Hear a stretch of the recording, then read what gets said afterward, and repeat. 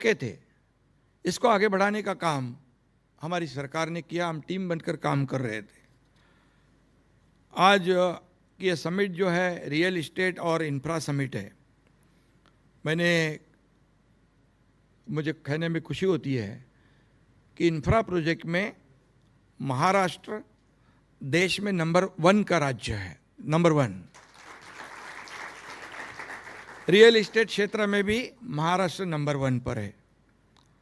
अभी मैं परसों ही गया था मिसिंग लिंक पुणे की जो हम कर रहे हैं, मिसिंग लिंक जो है उसका भी ओपनिंग 1 मई को महाराष्ट्र डे के होने वाले, मुख्यमंत्री जी और हम सब मिलकर करेंगे। लेकिन इंजीनियरिंग मार्वल किसको कहते हैं, तो वहाँ जाके देखिए, दुनिया का सबसे वाइडेस्ट टनल ये मुंबई मिसिंग लिंक में है और सबसे ऊंचा वायाडक्ट देश में वो वहाँ पर है। चैलेंजिंग के बावजूद हमारे MSRDC डिपार्टमेंट ने उसे पूरा किया है। और कई प्रोजेक्ट जो है नागपुर मुंबई समृद्धि महामार्ग जो बाला साहब ठाकरे जी के नाम से हम जानते, 20-20, 22-22, 24 घंटे लगते थे, आज 7-8 घंटे में मुंबई से नागपुर, नागपुर से मुंबई। जब देवेंद्र जी मुख्यमंत्री थे तब शुरू हुआ, मैं MSRDC विभाग मेरे पास था, उसका उद्घाटन ओपनिंग हुआ। मैं जब चीफ मिनिस्टर था, प्रधानमंत्री जी आए थे। कई ऐसे प्रकल्प है जो शुरू भी हमने किए और उसका लोकार्पण भी हमने किया, क्योंकि एक बार प्रोजेक्ट जो है उसे इतने तेज़ी से, जितने तेज़ी से हम करेंगे उतनी तेज़ी से लोगों के लिए उसका फ़ायदा होता है। आज मुंबई पुणे हम देखेंगे, मुंबई पुणे में जाते हैं तो पहले मुंबई पुणे में 7-8 घंटे लगते थे। हमारे बाला साहब ठाकरे जी ने नितिन गडकरी जी से कहा, ये भैया ये 7-8-10 घंटे वाली कम बात करो, इसको ये जो ट्रैवल टाइम है उसको कम करना चाहिए। तो फिर देश में पहला एक्सेस कंट्रोल रोड जो है मुंबई पुणे हो गया। आज पुणे में देखिए, मुंबई में डेली अप डाउन लोग कर रहे हैं और पुणे साइड में रियल इस्टेट बूम हो गई, सर्विस इंडस्ट्री आ गई, IT पार्क हो गया, ये पूरा गेम चेंजर हो गया। एक इकोसिस्टम वहाँ तैयार हो गई। इसलिए कोई भी एक भी जो रोड है, मुंबई पुणे हो, नागपुर मुंबई हो या Vasai Virar multi modal corridor हो, कई ऐसे रोड है, केवल रोड नहीं है,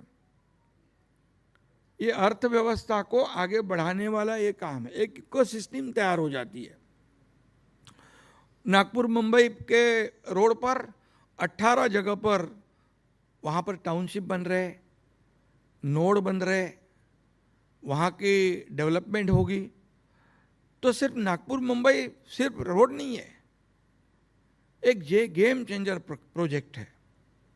और इसलिए हम जितने जल्दी उसको कंप्लीट कर सकते हैं उतनी जल्दी हम कोशिश करते हैं। लैंड एक्विजिशन, नागपुर मुंबई का लैंड एक्विजिशन आपको बताऊंगा, कई लोग अचंभे में पड़ गए।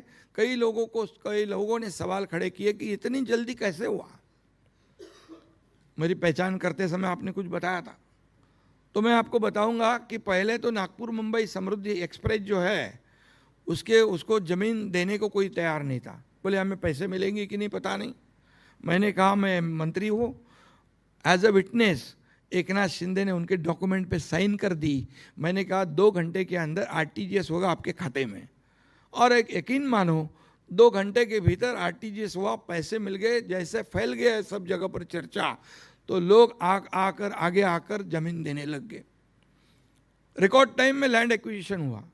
कोई भी प्रोजेक्ट जितने जल्दी उसकी लैंड एक्विजिशन हो, इसका इंफ्रास्ट्रक्चर जल्दी हो, उसी के वजह से आगे बढ़ता है।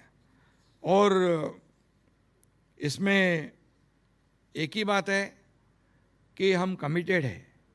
हम कोई भी प्रोजेक्ट हाथ में लेते हैं तो लोगों के साथ हमारी कमिटमेंट होती है, और हम लोग एक बार कमिटमेंट करते हैं तो फिर हमारी खुद की भी नहीं सुनते। He has done more work through himself and through his children than anyone else has. Now, if you ask Mr. Lodha, who's now in government, I've never understood, I don't care which party they belong to because I know him in terms of his work. Because parties in our country keep changing. I think what Mr. Lodha has done through both himself and his children is amazing. You know, brought a level of luxury that hitherto did not exist in Bombay for sure. I live in a complex called Magnolias, which is part of DLF 5. And my association with infrastructure began when KP Singh at that time said, I want to rebrand the entire Gurugram. आप अब सरकार में हैं और आपका real estate का भी तजुर्बा है, तो आप दो चीज़ें मेरे को जवाब दीजिए. Number one, is there a conflict of interest? Number two, how do you vision Maharashtra and Mumbai in terms of infrastructure? क्योंकि 60 साल लगे एक सेतु बनाने के लिए, पर अब सरकार अच्छा काम कर रही है, तो आपकी टिप्पणी क्या है इसमें? धन्यवाद. मैं पिछले 35 साल से बीजेपी का मेंबर हूँ, एमएलए हूँ, और हम लोग राष्ट्रीय स्वयंसेवक संघ के संस्कारों से आए हुए लोग हैं, इसलिए हम अपने संस्कारों से राजनीति में आते हैं और कोई उद्देश्य से नहीं आते हैं. एक.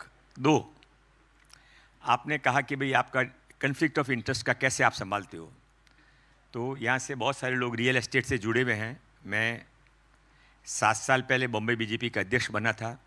उस समय मैंने रियल एस्टेट की जो कंपनी है उसमें से मेरे शेयर और मेरे डायरेक्टरशिप सब निकाल दी थी, और उसके बाद में मैं रियल एस्टेट के कामों में बिल्कुल भी जुड़ा हुआ नहीं हूँ. हाँ, उसको यदि आपको कन्फर्मेशन चाहिएगा तो मेरे जाने के बाद में यहाँ पर हफीज़ कॉन्ट्रैक्टर जी आने वाले हैं, और वो औरों के साथ हमारे भी आर्किटेक्ट हैं, तो उनसे आप पूछ लीजिएगा कि पिछले 5 सालों में मंगल प्रभात लोढ़ा ने आपको सोशल काम के अलावा बिजनेस के लिए किसी को फ़ोन किया क्या, तो आप समझ लीजिए कि कन्फ्लिक्ट ऑफ इंटरेस्ट बिल्कुल अच्छा ही है ना, आपने क्लैरिफाई कर दिया. I am on the one side of the game.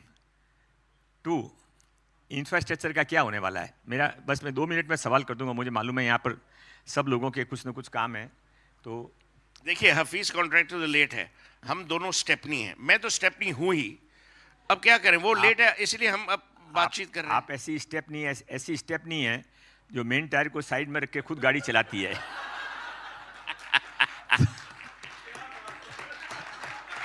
वाह, ब्रिलियंट. तो मैं मेरी बात को लोगों के सामने रखना चाहता हूँ. ये सरकार बहुत अच्छी सरकार है, ये मुख्यमंत्री बहुत अच्छे मुख्यमंत्री हैं, ये प्रधानमंत्री बहुत अच्छे प्रधानमंत्री हैं, और उसके कारण आने वाले समय के अंदर मुंबई का जो इंफ्रास्ट्रक्चर है, वो मुंबई का इंफ्रास्ट्रक्चर हम देख रहे हैं कि मुंबई का इंफ्रास्ट्रक्चर पिछले 10-15 सालों में कहाँ से कहाँ तक पहुँच गया. इसके लिए मुझे कुछ बहुत ज़्यादा वकालत करने की ज़रूरत नहीं है. तो ऐसा है कि इंफ्रास्ट्रक्चर के अंदर मैं पूरी ईमानदारी से, आप रिपब्लिक टीवी के माध्यम से जो कुछ सुन रहे देख रहे, नहीं तो जो कुछ इसके बाद में देखेंगे उनको बताना चाह रहा हूँ. भारत के अंदर और दुनिया के सब लोग अभी जो कुछ भी जिसने भी किया, ईरान में किया, जहाँ जहाँ भी मारामारी हुई, झगड़े हुए, वो सब लोग अभी दूसरे शहर, दूसरी कंट्री ढूंढ रहे हैं. दूसरी कंट्री ढूंढने के बाद में जब वो लिस्ट लेकर बैठते हैं तो उसमें वो चाहे वो गूगल मारो, चाहे अभी वो क्या आर्टिफिशियल इंटेलिजेंस मारो, तो पहले 5 में इंडिया का नाम आ ही जाता है. और इंडिया के नाम पर जब चले गए तो फिर एक और सेकंड गूगल मार लो, तो उसमें पहले 3 के अंदर मुंबई का नाम आता है, महाराष्ट्र का नाम आता है. It is because of the infrastructure. जो इंफ्रास्ट्रक्चर हो गया है, जो इंफ्रास्ट्रक्चर होने वाला है, उससे न केवल रियल एस्टेट आएगा, उससे इंडस्ट्रीज आएंगी, उससे बिजनेस आएगा, सब कुछ आएगा. ये भी सीट पर आएंगे और मैं यहाँ से जाऊँगा. धन्यवाद. Sanjay Mukherjee, Metropolitan Commissioner, MMRD, and I would request him to please come on stage, sir. And Rakshita, my colleague, I would request you to please come on stage. A huge round of applause from all of you, I would request for Mr. Sanjay Mukherjee. Thank you so much, Anaya. Thank you so much, Mr. Mukherjee, for joining us here on this Mumbai edition of Republic Bharat Real Estate and Infra Summit. And talking about the MMRDS, a lot of talk about it. Even the Deputy Chief Minister was speaking to us about it, what even the Prime Minister has to say about it. The potential that is seen as far as the metropolitan region is concerned. Even, you know, I was in fact noting it down. $1.5 trillion potential is what is being talked about here. Sir, if you could just tell us, what are the aspects, what are the potential areas that actually bring in this confidence? Well, the confidence actually comes from Mumbai and its surrounding areas. History, more than 400 years, this city has been the financial capital of the country. In 2023, actually, we looked into MMR and we saw that the projects that we are doing, they are now all reaching completion. So we thought that what should be done in the future. And with that thing in mind, we decided to prepare an economic master plan for MMR region. And MMRDA then approached the Niti Aayog. And along with the Niti Aayog, we have prepared the country's first regional economic master plan. And this country's first regional economic master plan was later on presented to our MMRD authority. And then after the authority approved it, it went to the cabinet. And then finally, it was presented before the Honorable Prime Minister of the country as well. So this regional economic master plan envisages that currently by 2023, the economy of MMR was $140 billion. So by 2030, this economy has to grow to $300 billion. That is one. And secondly, if you look up to Amrit Kal, that is 2047, then it has to come to $1.5 trillion. So that is the $1 trillion economy for the MMR region that we are talking about. To take us to this measure, what is to be done? So we were very clear that when we make this plan, that it has to be absolutely specific. It cannot be an essay written by some scholar, to be interpreted by so many people. So there are 7 growth drivers, and to name a few, for instance, port proximate development, infrastructure-led development, tourism, services, positioning Mumbai as a global services hub, then sustainability and inclusivity as one of the key factors, etc. So accordingly, we identified 7 key drivers on which MMR will ride. That is one. To do this, we identified that there are 8 major policy shifts that are required. A policy shift would be required in affordable housing, and as you know, the government of Maharashtra has declared the new housing policy. A policy shift in the services industry side, a policy shift in the inclusivity side, etc. So 8 policy shifts have been identified. And along with the 8 policy shifts, we thought of what are the specific projects. And accordingly, we have identified 30 specific projects that need to be done. And we know that from each project, this is the employment generation that will be generated, this is the gross value added, and therefore this will be the contribution to the GDP. So it's a very, very specific plan. If you don't do a particular thing in a particular point of time, you very, very specifically know that this is what you have missed out, or this is what you have to catch up. So that is what we have done. It has never been done in the history of the country. Thank you so much, Mr. Mukherjee, for joining us here on the stage with that, lowdown of what's really lying ahead and all the projects that have actually contributed to the growth of Mumbai. And we're looking forward to a very, very, closing of those projects as we just spoke about. Thank you so much, Mr. Mukherjee. Thank you so much. Thank you so much. Dr. Anil Kumar B. Gaikwad, MSRDC के Vice Chairman and Managing Director of Maharashtra Sadak Nirman. He basically focuses on the development of road infrastructure in Maharashtra and is going to be speaking on the subject which is dear to our hearts, that is the infrastructure in Indian cities and how that really matters to the common Indian consumer, the one who really actually is the taxpayer of this country and bears the fruits of the infrastructure as well as the connectivity and economic development that it brings. Dr. Gaikwad, could you please come on stage? He will be interviewed. He will be in conversation with my colleague, Anaya Sharma.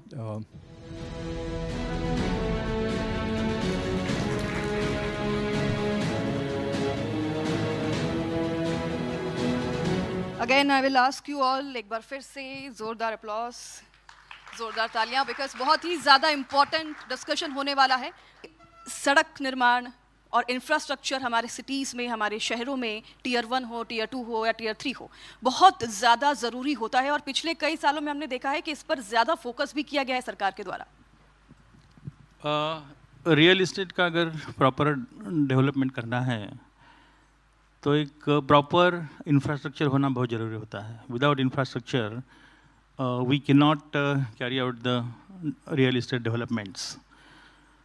So in Maharashtra, MSRDC is dealing with the expressway constructions. 1996 में MSRDC का निर्माण हुआ था mega project का निर्माण करने के लिए. So 1996 से लेके 2010 तक मुंबई में जो 55 फ्लाईओवर्स है, 55 फ्लाईओवर्स का निर्माण किया था। देन मुंबई पुणे एक्सप्रेसवे का भी निर्माण MSRDC ने किया, और Worli to Bandra C link. तो ये फ्लैगशिप प्रोजेक्ट जो है गवर्नमेंट ऑफ महाराष्ट्र के, उसका कंस्ट्रक्शन MSRDC ने वो पीरियड में किया था। देन उसके बाद 2015 के बाद आपको पता है समृद्धि एक्सप्रेसवे के बारे में, हिंदू हृदय सम्राट बाला साहेब ठाकरे समृद्धि महामार्ग का निर्माण जो है वो 2025 में पूरा हो गया उसका। वो longest expressway of the country, 701 kilometre long. And उसके बाद अभी गवर्नमेंट ऑफ महाराष्ट्र के नेक्स्ट जो अभी प्रोजेक्ट्स आ रहे हैं, जो मल्टी मॉडल कॉरिडोर है जो MMR में है, वाढ़वन टू समृद्धि कनेक्टिविटी 104 किलोमीटर का वो अनदर एक्सप्रेसवे आ रहा है। सो ऐसे 6000 किलोमीटर के एक्सप्रेसवे महाराष्ट्र में आ रहे हैं। अभी 795 किलोमीटर के एक्सप्रेसवे कंप्लीटेड है। 2029 तक 900 किलोमीटर एक्सप्रेसवे कंप्लीशन का प्लान है गवर्नमेंट का, और 2035 तक अगेन 2000 किलोमीटर कंप्लीशन का प्लान है। 2047 तक entire expressway connectivity in the state will be 6000 kilometer. So development, for the development now along the Samruddhi Expressway, there are 25 interchanges. So 15 interchanges we have selected along the expressway, where MSRDC will be the planning authority. So in 80 square kilometer of area, at every interchange, we will be the planning authority, and systematic development of that region will be carried out. Even near Mumbai in MMR, multimodal corridor is there. So when multimodal corridor will be constructed, there also means there is opportunity for boost in the real estate development. Again, we are constructing that Vadhavan to Samruddhi Expressway. There near Vadhavan, about 500 square kilometer area is under our planning, and that node we are developing near Vadhavan, which is 500 square kilometer in area. And near Thana Bhivandi, again 500 square kilometer, that Amne node we are developing. That is more in area than MCGM area, that Amne node. So lot of planning also is being done by the MSRDC along with the construction of the expressway. Sir real estate की बात करें हम, बार बार जो है real estate में हम देख रहे हैं कि आने वाले 2 दशकों में रियल एस्टेट काफ़ी ज़्यादा बूम पर है, अभी फ़िलहाल भी है और आने वाले समय में और भी ज़्यादा आगे तेज़ी से बढ़ रहा है। मेजर सिटीज़ में भी बढ़ रहा है, टियर 3 तक भी जो है रियल एस्टेट अब काफ़ी तेज़ी से बढ़ रहा है। तो वहाँ पर इंफ्रास्ट्रक्चर और रियल एस्टेट का तालमेल काफ़ी ज़्यादा ज़रूरी हो जाता है ऐसे समय पर। तो कितना ज़्यादा महत्वपूर्ण है अगर हम बात करें एक्सप्रेसवे की रियल एस्टेट के लिए आज के दौर में? रियल एस्टेट के लिए एक्सप्रेसवेज आर वेरी इंपॉर्टेंट। अभी मैंने पहले ही आपको बताया कि रियल एस्टेट का जो एक्सपांशन है, अभी जो कॉन्सेंट्रेटेड है कुछ सिटीज़ में, मीन्स मुंबई है, पूना है, या कुछ other cities of the Maharashtra, expressways होने की वजह से रियल एस्टेट सेक्टर एक्सपांड होगा महाराष्ट्र में। हमारा विजन है पूरा 2047 तक, 2047 तक हर एक डिस्ट्रिक्ट ऑफ द महाराष्ट्र को एक्सप्रेसवे से कनेक्ट करने का विजन है। जब फास्टेस्ट कनेक्टिविटी होती है तो डेवलपमेंट बढ़ जाती है। सो एक्सप्रेसवे रियल एस्टेट का जो विकास है वो directly proportional to the development of the expressways. तो अगले 5 से 10 सालों तक क्या आपका ये विजन रहने वाला है महाराष्ट्र में पूरी तरीके से एक्सप्रेसवे से डेवलपमेंट करने का? बिल्कुल। 6000 किलोमीटर का जो विजन 47 तक है, लेकिन 2035 से तो 4000 किलोमीटर एक्सप्रेसवेज का जो विजन है वो कंप्लीट होगा। Thank you very much sir for your precious time और हमारे साथ जुड़ने के लिए। एक बार फिर से आप सभी से गुजारिश करूंगी कि तालियां बजाएं, और आपका बहुत बहुत धन्यवाद सर हमारे बीच आने के लिए। Next session which is with Niranjan Hiranandani ji, founder and chairman of Hiranandani Group. I would request him to please come on stage, and with him I would like to request our colleague Shravan, senior editor at Republic. Please come on stage. A pioneer in modern real estate development in India, Dr. Niranjan Hiranandani has played a defining role in shaping integrated townships and driving industry growth. And he's been instrumental in creating the large-scale mixed-use development that combine residential, commercial, and social infrastructure. He's known as the real estate czar, and we are honored to have him on the Republic stage once again. Thank you so much, gentlemen. Shravan, over to you. Well, in fact, I would say quite synonymous to Mumbai's growth is a gentleman who's with me on the dais, this evening. Mr. Hiranandani, thank you very much for sparing out the time and being here with us. When we talk about growth in our country, real estate growth is something that has been spoken much about, but at the same time, we forget the multiple challenges that the industry essentially faces. Someone who has pioneered, who has been in this for several decades put together. Let's begin with your story, how you essentially began. And we're talking about an era when there was no ease of business that we ever spoke about. So let's begin with the transformation, as I would say, transformation in ease of business from the time that you started to where it is today.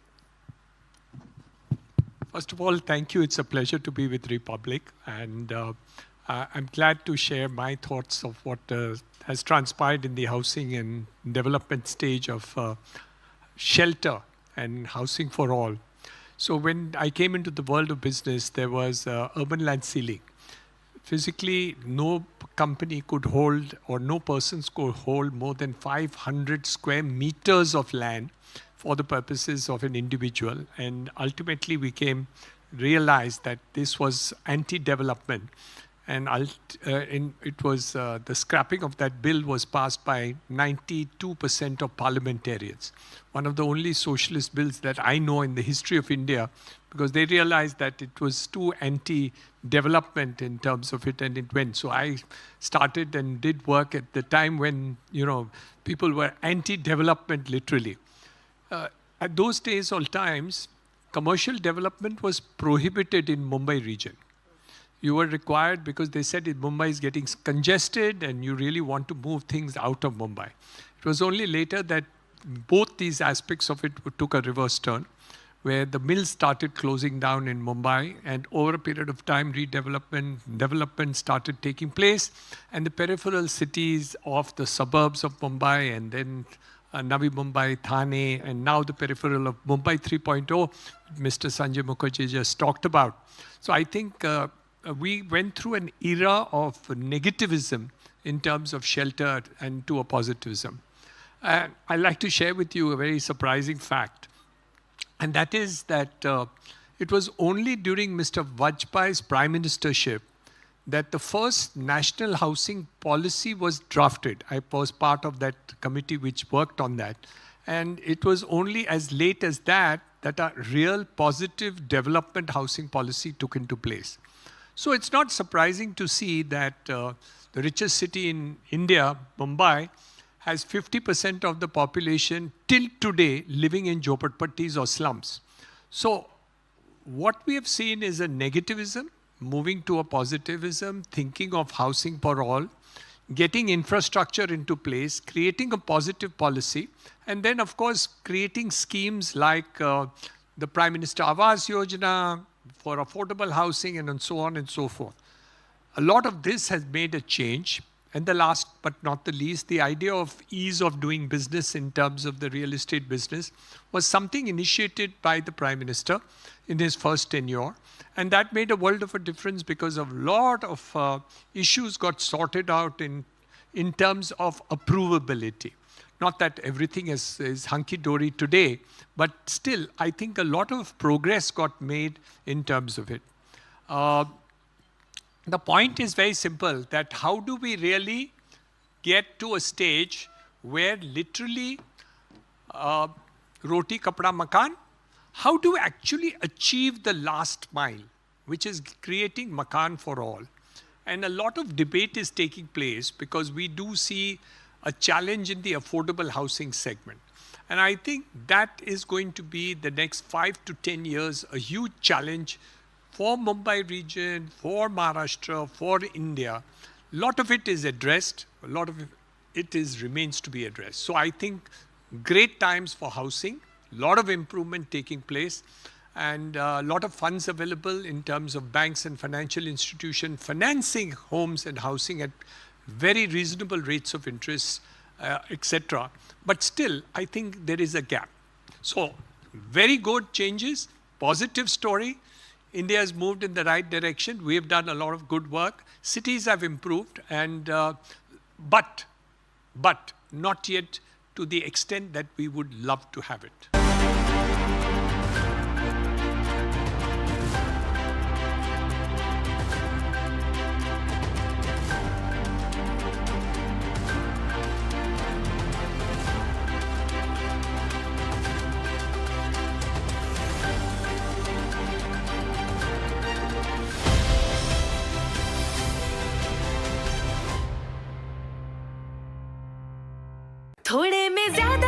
यही तो है इसकी खास बात। Wow मामा, क्या स्वाद है। अरे मेरे राजा, सबका राजा और मसाला। केसरिया से मन जोगी हुआ रे, दिल झूमे देखो मतवारा हुआ रे। केसरिया से मन जोगी हुआ। हर पल मनाओ केसरी त्योहार। विमल, बोलो जुबान केसरी। प्यास बुझाए, ठंडक लाए, सबको भाई जीरा सिंह। MDH का जलजीरा जीरा सिंह। जीरा सिंह, असली रिफ्रेशिंग, असली स्वाद, असली मजा। The Indian Air Force is giving its old MiG-29 fighter jets a powerful new weapon from Britain that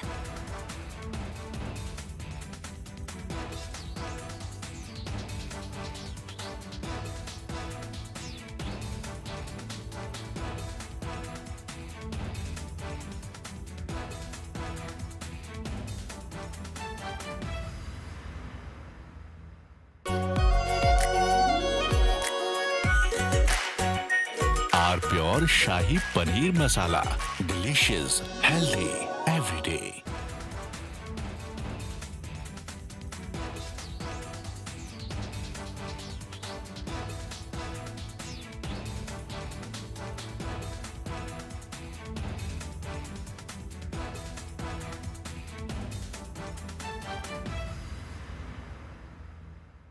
The Indian Air Force is giving its old MiG-29 fighter jets a powerful new weapon from Britain that turns them into modern fighters ready for today's battles. MiG-29s first came to India in the 1980s, have flown many missions along the tough borders with China and Pakistan. Now they are getting equipped with British ASRAAM missiles that make them as strong as NATO planes in close fights. The Ministry of Defense sent out a request for proposals to fit the Advanced Short-Range Air-to-Air Missile on the MiG-29 UPG version. This British missile from the company MBDA replaces the old Russian R-73 that pilots used for years. The R-73 could only reach targets 10 to 15 kilometers away, which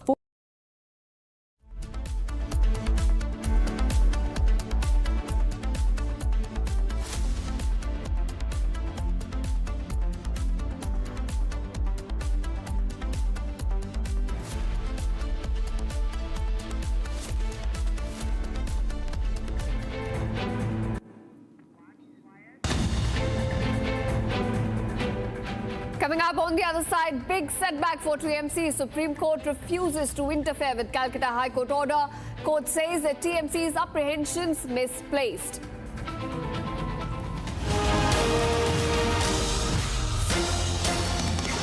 चमकी चाट से क्या बना है? Sandwich, लस्सी और छाछ और हर घूंट में चमकी चाट। अब बताओ, स्वाद आया? आया। असली स्वाद सिर्फ चमकी चाट।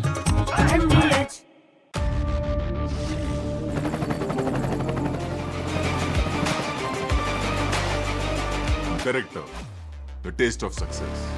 आर प्योर सूजी पास्ता उबालो मिलाओ और खाओ 8 मिनट में तैयार। क्या टेस्ट है सबका राजा आर प्योर मसाला। The Indian Air Force is giving its old MiG-29 fighter jets a powerful new weapon from Britain that turns them into modern fighters ready for today's battles. MiG-29s first came to India in the 1980s, have flown many missions along the tough borders with China and Pakistan. Now they are getting equipped with British ASRAAM missiles that make them as strong as NATO planes in close fights. The Ministry of Defense sent out a request for proposals to fit the Advanced Short-Range Air-to-Air Missile on the MiG-29 UPG version. This British missile from the company MBDA replaces the old Russian R-73 that pilots used for years. The R-73 could only reach targets 10 to 15 kilometers away, which forced pilots to fly too close to the enemy and take big risks. The ASRAAM changes all that. it can hit targets more than 25 kilometers away, almost double the old range. It flies at Mach 3 speed and uses a smart infrared seeker that ignores enemy flares and jamming better than before. The Indian Air Force flies more than 55 of these MiG-29 UPG jets in frontline squadrons. These planes guard the northern and western borders day and night. Earlier upgrades added new radars, engines, and digital cockpits, but the short-range missiles stayed old. Now the ASRAAM brings fire-and-forget technology. Once the pilot locks on and fires, the missile finds the target on its own, even if the jet turns away to dodge enemy fire. It also works with helmet-mounted displays, so the pilot can just look at the enemy plane through the visor and the missile follows the eyes. This high... Protests erupted in Falta as villagers allege TMC not allowing them to vote. Repolling underway across 15 polling stations in Bengal. Republic sets the pre-result agenda. Hindu voters allege threats issued by Jahangir Khan's aide. Republic only channel to report from ground. Other channels now playing catch-up.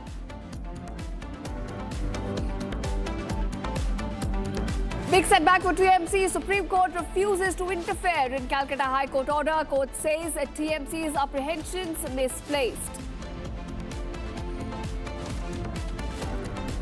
Air India to trim international flight routes as rising fuel costs and airspace closures hit airlines.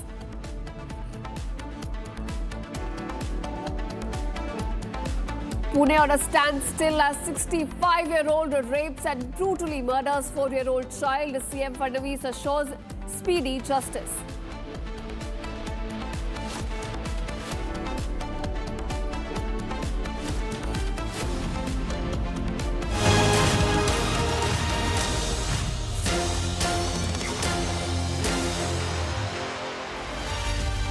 Welcome, you're watching live and breaking on Republic TV with me, Ishita Mitra. Now, viewers, our top focus, what's happening in the state of West Bengal. Now, tensions gripped Falta in South 24 Pargana district as Hindu voters staged a protest alleging threats and intimidation by the cadres of the TMC during the repolling.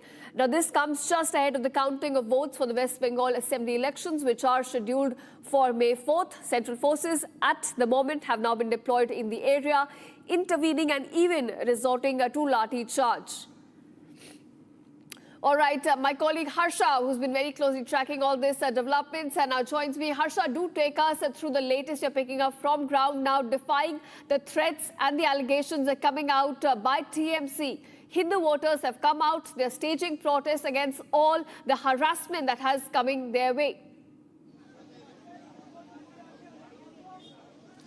So yes, Ishita, finally, and now the Hindus are not anymore silent. They are raising their voice against the intimidation. They are raising their voice against the threatening by the TMC candidate Jahangir Khan. And that today they are speaking up. They are speaking up for their right to vote. They are speaking up that how they were stopped from their franchise to cast the vote on 29th of April, which we reported as well from Falta, that how Hindus were blocked. They were not allowed to come to the polling booth. They complained about it to the presiding officer, to the election officer. They gave complaint to the SP of the Falta police station as well, but all went unheard. No one heard these Hindu voters to vote on 29th of April, and now the agitated and furious Hindu voters have come out. They were sitting on National Highway till today morning stating that they want justice. They want the repolling to happen in Falta, as the repolling is already underway in Diamond Harbour and Magarhat, 11 polling booths in Magarhat Paschim Assembly constituency. They want the similar to happen in Falta. As we very well know, in Falta there are almost 37 polling booths where EVM tampering and rigging was done. But Ashita, I'll give you the visuals first. We'll show you the visuals to our viewers first, that how the locals are right now protesting. This is the Falta Assembly constituency. In that, this is the Hakim Nagar area where we are reporting from, where Hindu men, women, youngsters, all in huge number, have gathered here, raising their voice against Jahangir Khan, against the men of Jahangir Khan, and continuously stating that there is no dialogue with the police officials. The police officials are continuously protecting and shielding Jahangir Khan and their men, and therefore it was the police officials of the West Bengal who resorted to lathi charge on these locals, and which led to anger amongst these Hindu voters. They were furious, they were agitated, and they sat on dharna. We'll ask them, आप लोगों से CAPF के अधिकारी बात करने आए थे, CRPF के KS यादव आपसे बात करने आए थे, CO, आप लोगों ने कहा आपको पश्चिम बंगाल पुलिस से बात नहीं करनी है, तो बातचीत का हल क्या निकला? हिंदी में बताइए।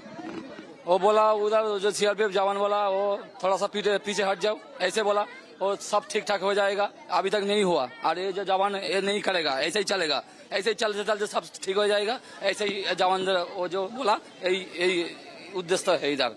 लेकिन जब पश्चिम बंगाल का पुलिस अफसर आप लोगों से बात करने के लिए आया था, तो आप लोगों ने कहा उससे बात नहीं होगी, वो आप लोगों को कह रहे हैं। पुलिस बोला उस टाइम लाठीचार्ज किया। अच्छा, वो अभिषेक जो आया था, हाँ, वो लाठीचार्ज किया, मेरा गांव को बैन माथा फाटी दिया, सब उस टाइम किया। तब केंद्र वाहिनी भेज दिया इधर थोड़ा सा पीछे कर दिया, ऐसा ही। भाई साहब, आप लोग की अब मांग क्या है? आप लोग कब तक यहाँ पे धरना में बैठेंगे? जो इजाबिल चकदार है इधर का प्रधान है ना, उसको बोला इधर को उसको अरेस्ट करना है, ऐसे। किसको?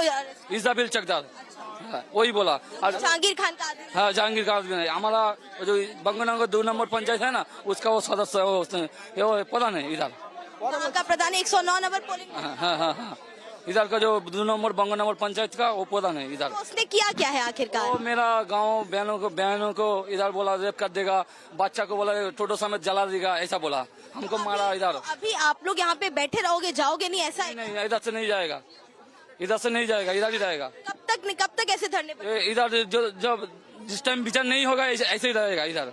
आप लोग को क्या वोट वाले दिन वोट नहीं डालने दिया था? वोट दिया, जिस टाइम CRPF जवान था उस टाइम दे दिया, वो 12 बजे के बाद नहीं वोट करने दिया, उधर से भेज दिया, जा बोला जाओ वोट दिया, हो गया, तुम चले जाओ, इधर से चले जाओ, ऐसा बोला। अच्छा, तो आप लोग पोलिंग बूथ तक गए, लेकिन आप लोग को वोट नहीं डालने? नहीं दिया। और कितना बच्चा लोग है जिन लोगों को लाठीचार्ज में चोट लगा है? लाठीचार्ज बहुत इधर ही है, बहुत है। वो जो मेरा बच्चा लोग जो टोटो में स्कूल में जाता है ना, उधर उस टाइम बोला हम जला देगा बच्चा को समेत, ऐसे बोला। So Ishita, right now we show you the visuals as these are the locals of the Hakim Nagar in the Falta Assembly constituency. As you see, and I'll ask my camera person Atnu to show you the visuals of this village where exactly this protest and the dharna is being staged by the locals here, and they're demanding that the close aid of Jahangir Khan, who has intimidated the locals here, who is responsible for threatening the locals here, he should be arrested. And everywhere we see these young boys, women, men, all staging protest here. No one is ready to go back to their house. They're clearly stating that they want repoll in the Falta Assembly constituency. They were not allowed to vote, and majorly they want the close aid of Jahangir Khan, is Rafiqul, to be arrested, to be taken into custody by the police official.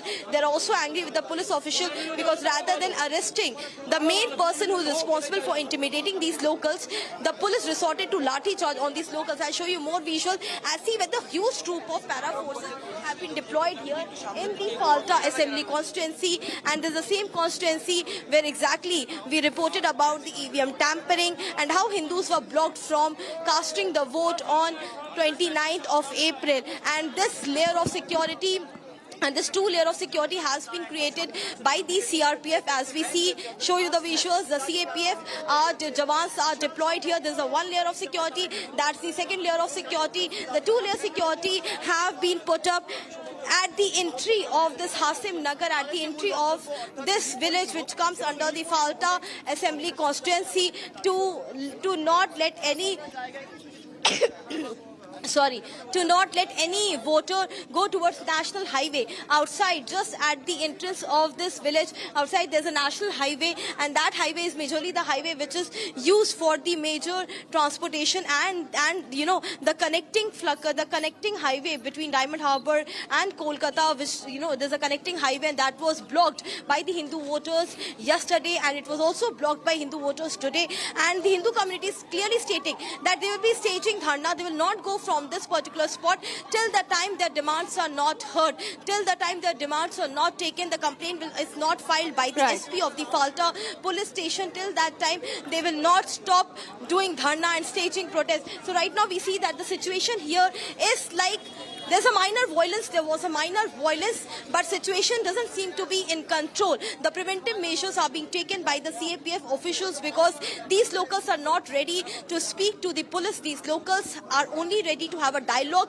with the para force official. They had a word with the CO of CRPF, KS Yadav, and he told all the locals to stay inside the village, not to come on national highway. The NH highway, they should not do and stage protests on national highway. Till this time, the locals are inside their village, but we never know when the situation escalates because they're continuously demanding the arrest of the close aide of Jahangir Khan and the men who entered the house of the Hindu voters, threatened them, intimidated them, and told them that they can't be voting in particularly in favor of one party. They threatened them, intimidated them, and told them that they can't be voting in particularly in favor of one party. They have to only support TMC, and if not, they will beat and thrash the Hindu voters. This was a threatening which was given to the Hindu voters, and this time Ishita, Hindus are speaking up. They're speaking boldly, bluntly. They're not silent. Their lips are not sealed.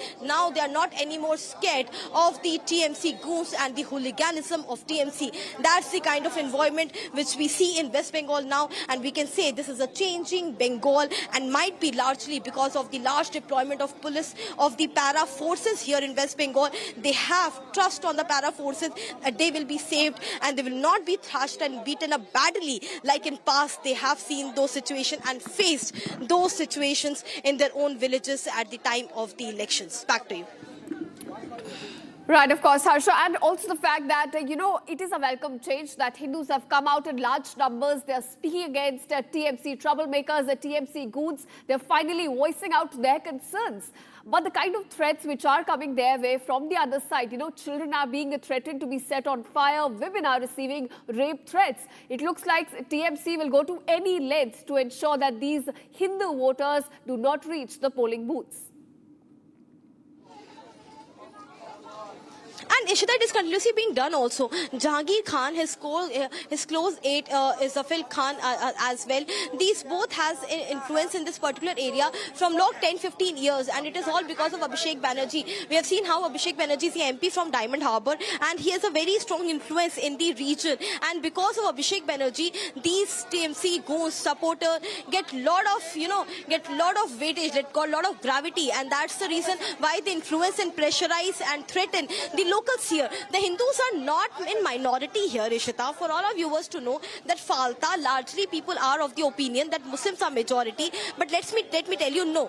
Hindus and Muslims both have the equal number percentage here in the Falta Assembly constituency. It's just that most of the time there's a booth chapa which happens. There's a chapa of the booth which happens, where the tampering of the booth which happens. So it's not about polarization. It's majorly about the one particular community being stopped from voting. One particular community being threatened to cast the vote to a particular political party. And the voters here stated that when we went inside, the TMC goons were checking the finger because they were trying to see that where the vote has been casted to TMC or not, because they had put itr or perfume on the ballot button. These were the allegations which came from the Falta Assembly constituency, from the polling booth, that there was itr and perfume on the ballot button, and each and every voter's fingers were being smelled. So that is the situation right now here. The intimidation intimidation of a level that anyone will be scared or to their life. Anyone will be scared if they don't have a police protection. So these locals here are demanding police protection.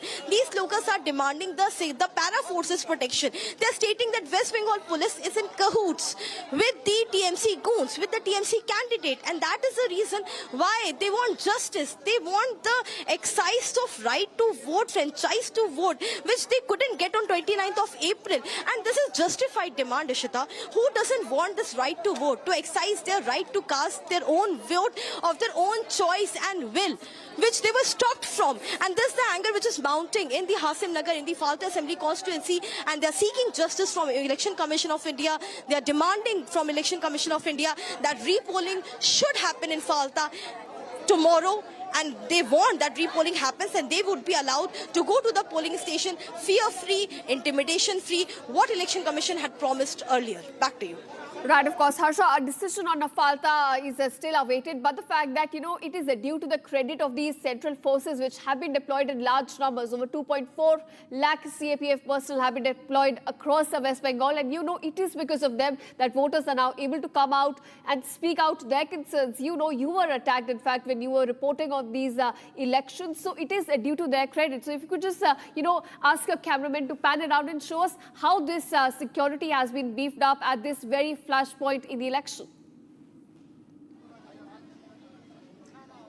Yes, the security has been beefed up, and it is because of the security forces only, Ishita, that the trust is coming back. We can say that the trust which was lost once, the trust is coming back. The Hindu voters are again speaking about, and it is because of the presence of the para forces. The kind of the forces deployment, the CAPF deployment which has been done in Falta, it just speaks a lot, and it gives a lot of message regarding the present situation in West Bengal, and also regarding the security deployment and how, in the presence of these CAPF officials, personnel, these locals are stating that they still feel safe, but not in the presence of West Bengal police. That was a word which came out from the locals here, and how the CAPF have taken charge here in the Hakim Nagar area, in the Falta Assembly constituency.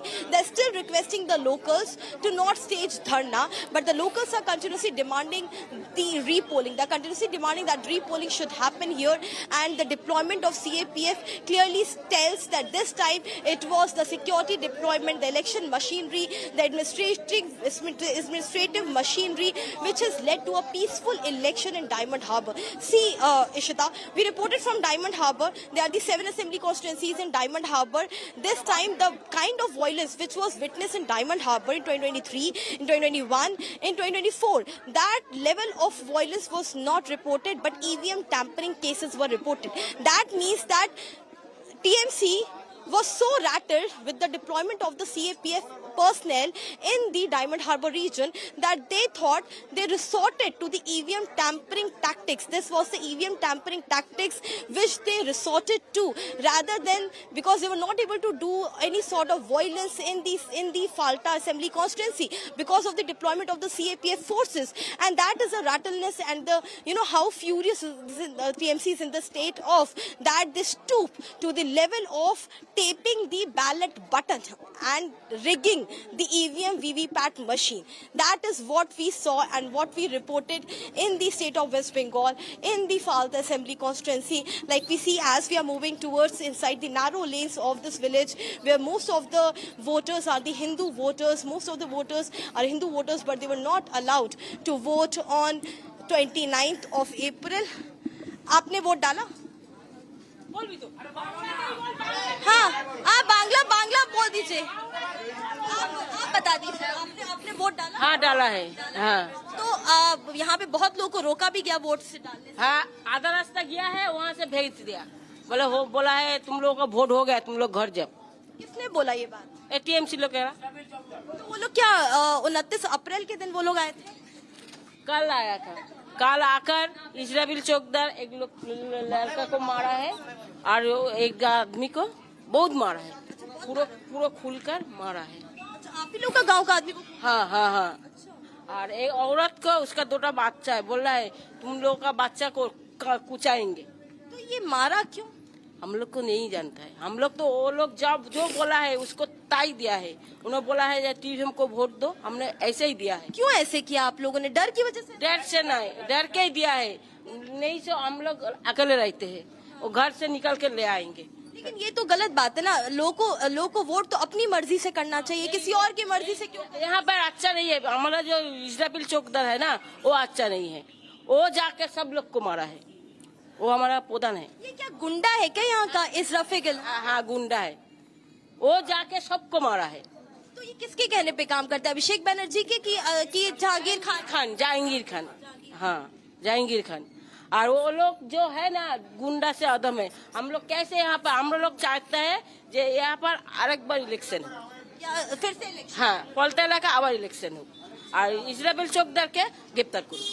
एक बात बताइए, आप लोग अभी election की मांग कर रहे हैं, तो अभी भी आप लोग को डर है या फिर आपको लगता है कि नहीं अब केंद्र से फोर्सेस आ गए? उन्होंने नहीं हुआ है। हाँ, अब जब होगा तब हम लोग यहाँ पे निरापत्ता रहेंगे। बोलिए आप, सोमवार को इलेक्शन का गणना है, होने से पहले ये जा हुआ इससे ज्यादा होगा, इससे ज्यादा होगा। मारधोर करे पहले भी हुआ है? पहले हुआ है, ये कुछ साल हुआ है। दुकान पत्थर भांग दिया, वहाँ पर जाकर लोग के घर से निकल कर मारा है। तो हम लोग कैसे आजादी रहेंगे? बोलिए आप। हम लोग महिला है, आदमी को मारता है तो महिला। तो आप सब लोग बाहर आके बोल रही हैं, इसका मतलब आप लोग को केंद्र की सुरक्षा पे थोड़ा भरोसा है? नहीं नहीं नहीं नहीं नहीं। उपरंत तो लेडीज आदमी आकर लेडीज लोगों को मारा है, लाठीचार्ज किया है, बहुत मारा है।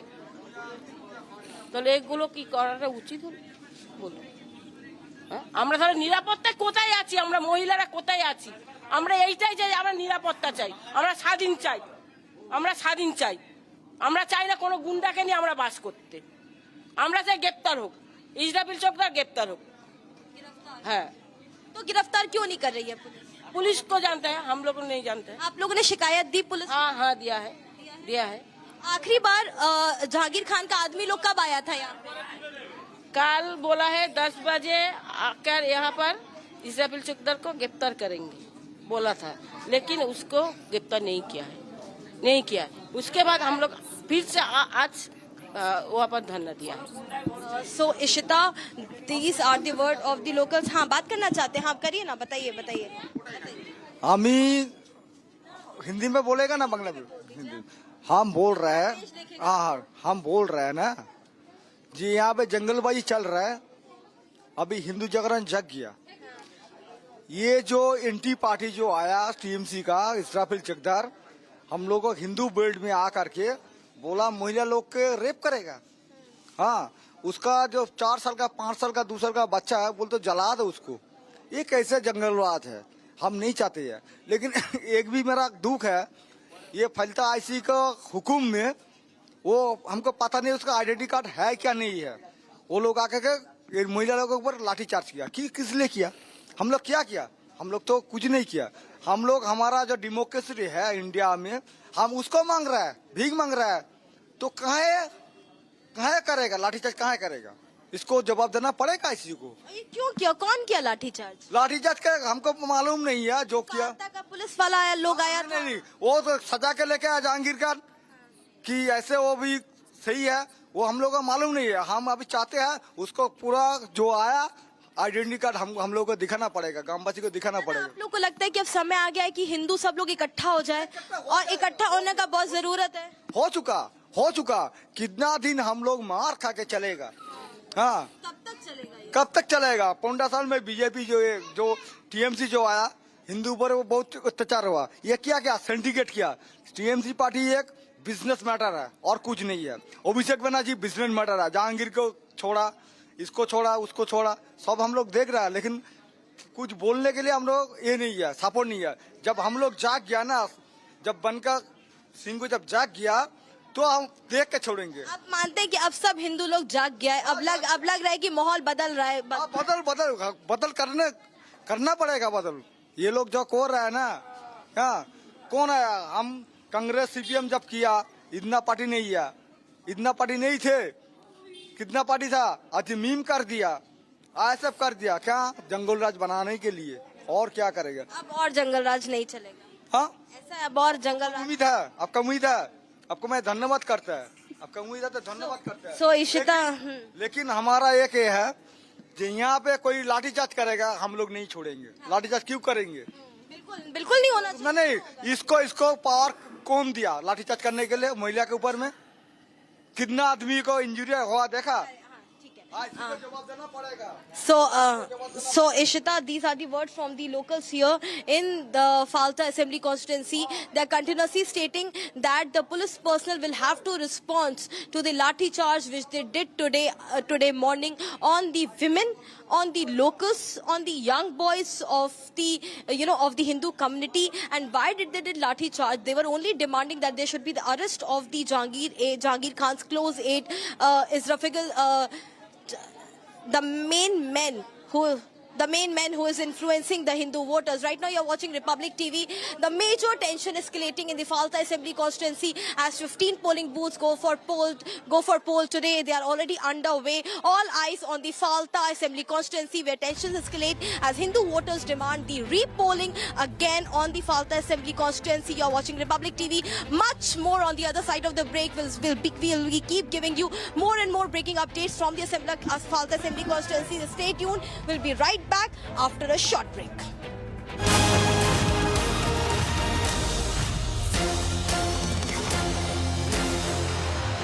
थोड़े में ज्यादा स्वाद यही तो है इसकी खास बात। वाओ मामा क्या स्वाद है। अरे मेरी राजा 13,000 placements last year. At Amity, we are committed to nurturing passionate, hardworking and proactive professionals. प्यास बुझाए ठंडक लाए सबको भाई जीरा सिंह MDH का जल जीरा जीरा सिंह। जीरा सिर्फ असली रिफ्रेशिंग, असली स्वाद, असली मजा। MDH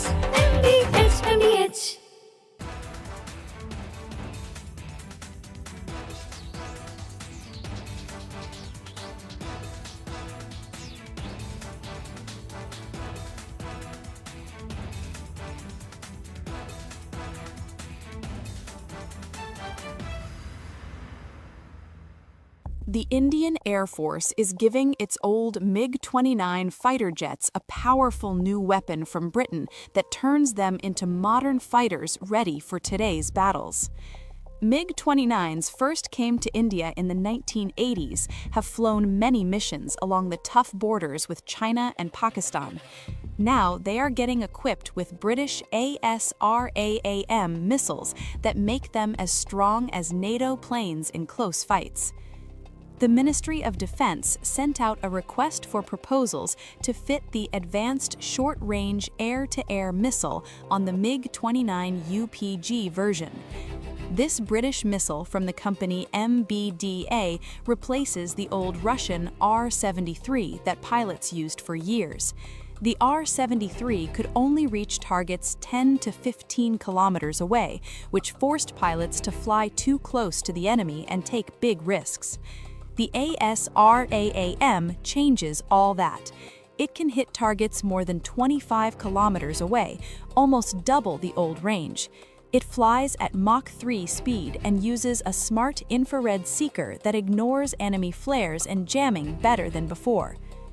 The Indian Air Force flies more than 55 of these MiG-29 UPG jets in frontline squadrons.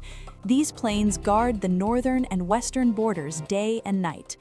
Earlier upgrades added new radars, engines, and digital cockpits, but the short-range missiles stayed old. Now the ASRAAM brings fire-and-forget technology. Once the pilot locks on and fires, the missile finds the target on its own, even if the jet turns away to dodge enemy fire. It also works with helmet-mounted displays, so the pilot can just look at the enemy plane through the visor and the missile follows the eyes. This high off-bore sight ability lets the jet attack from strange angles without turning the whole plane first. This upgrade matters.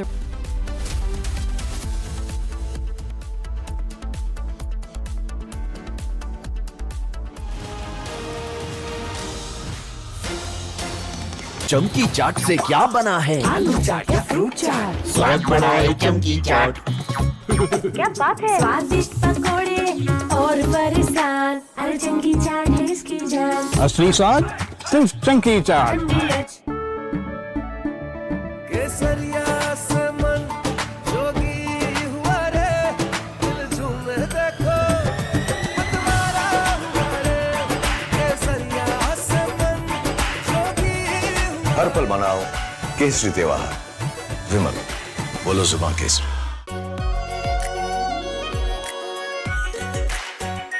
Are pure shahi paneer masala, delicious, healthy, everyday.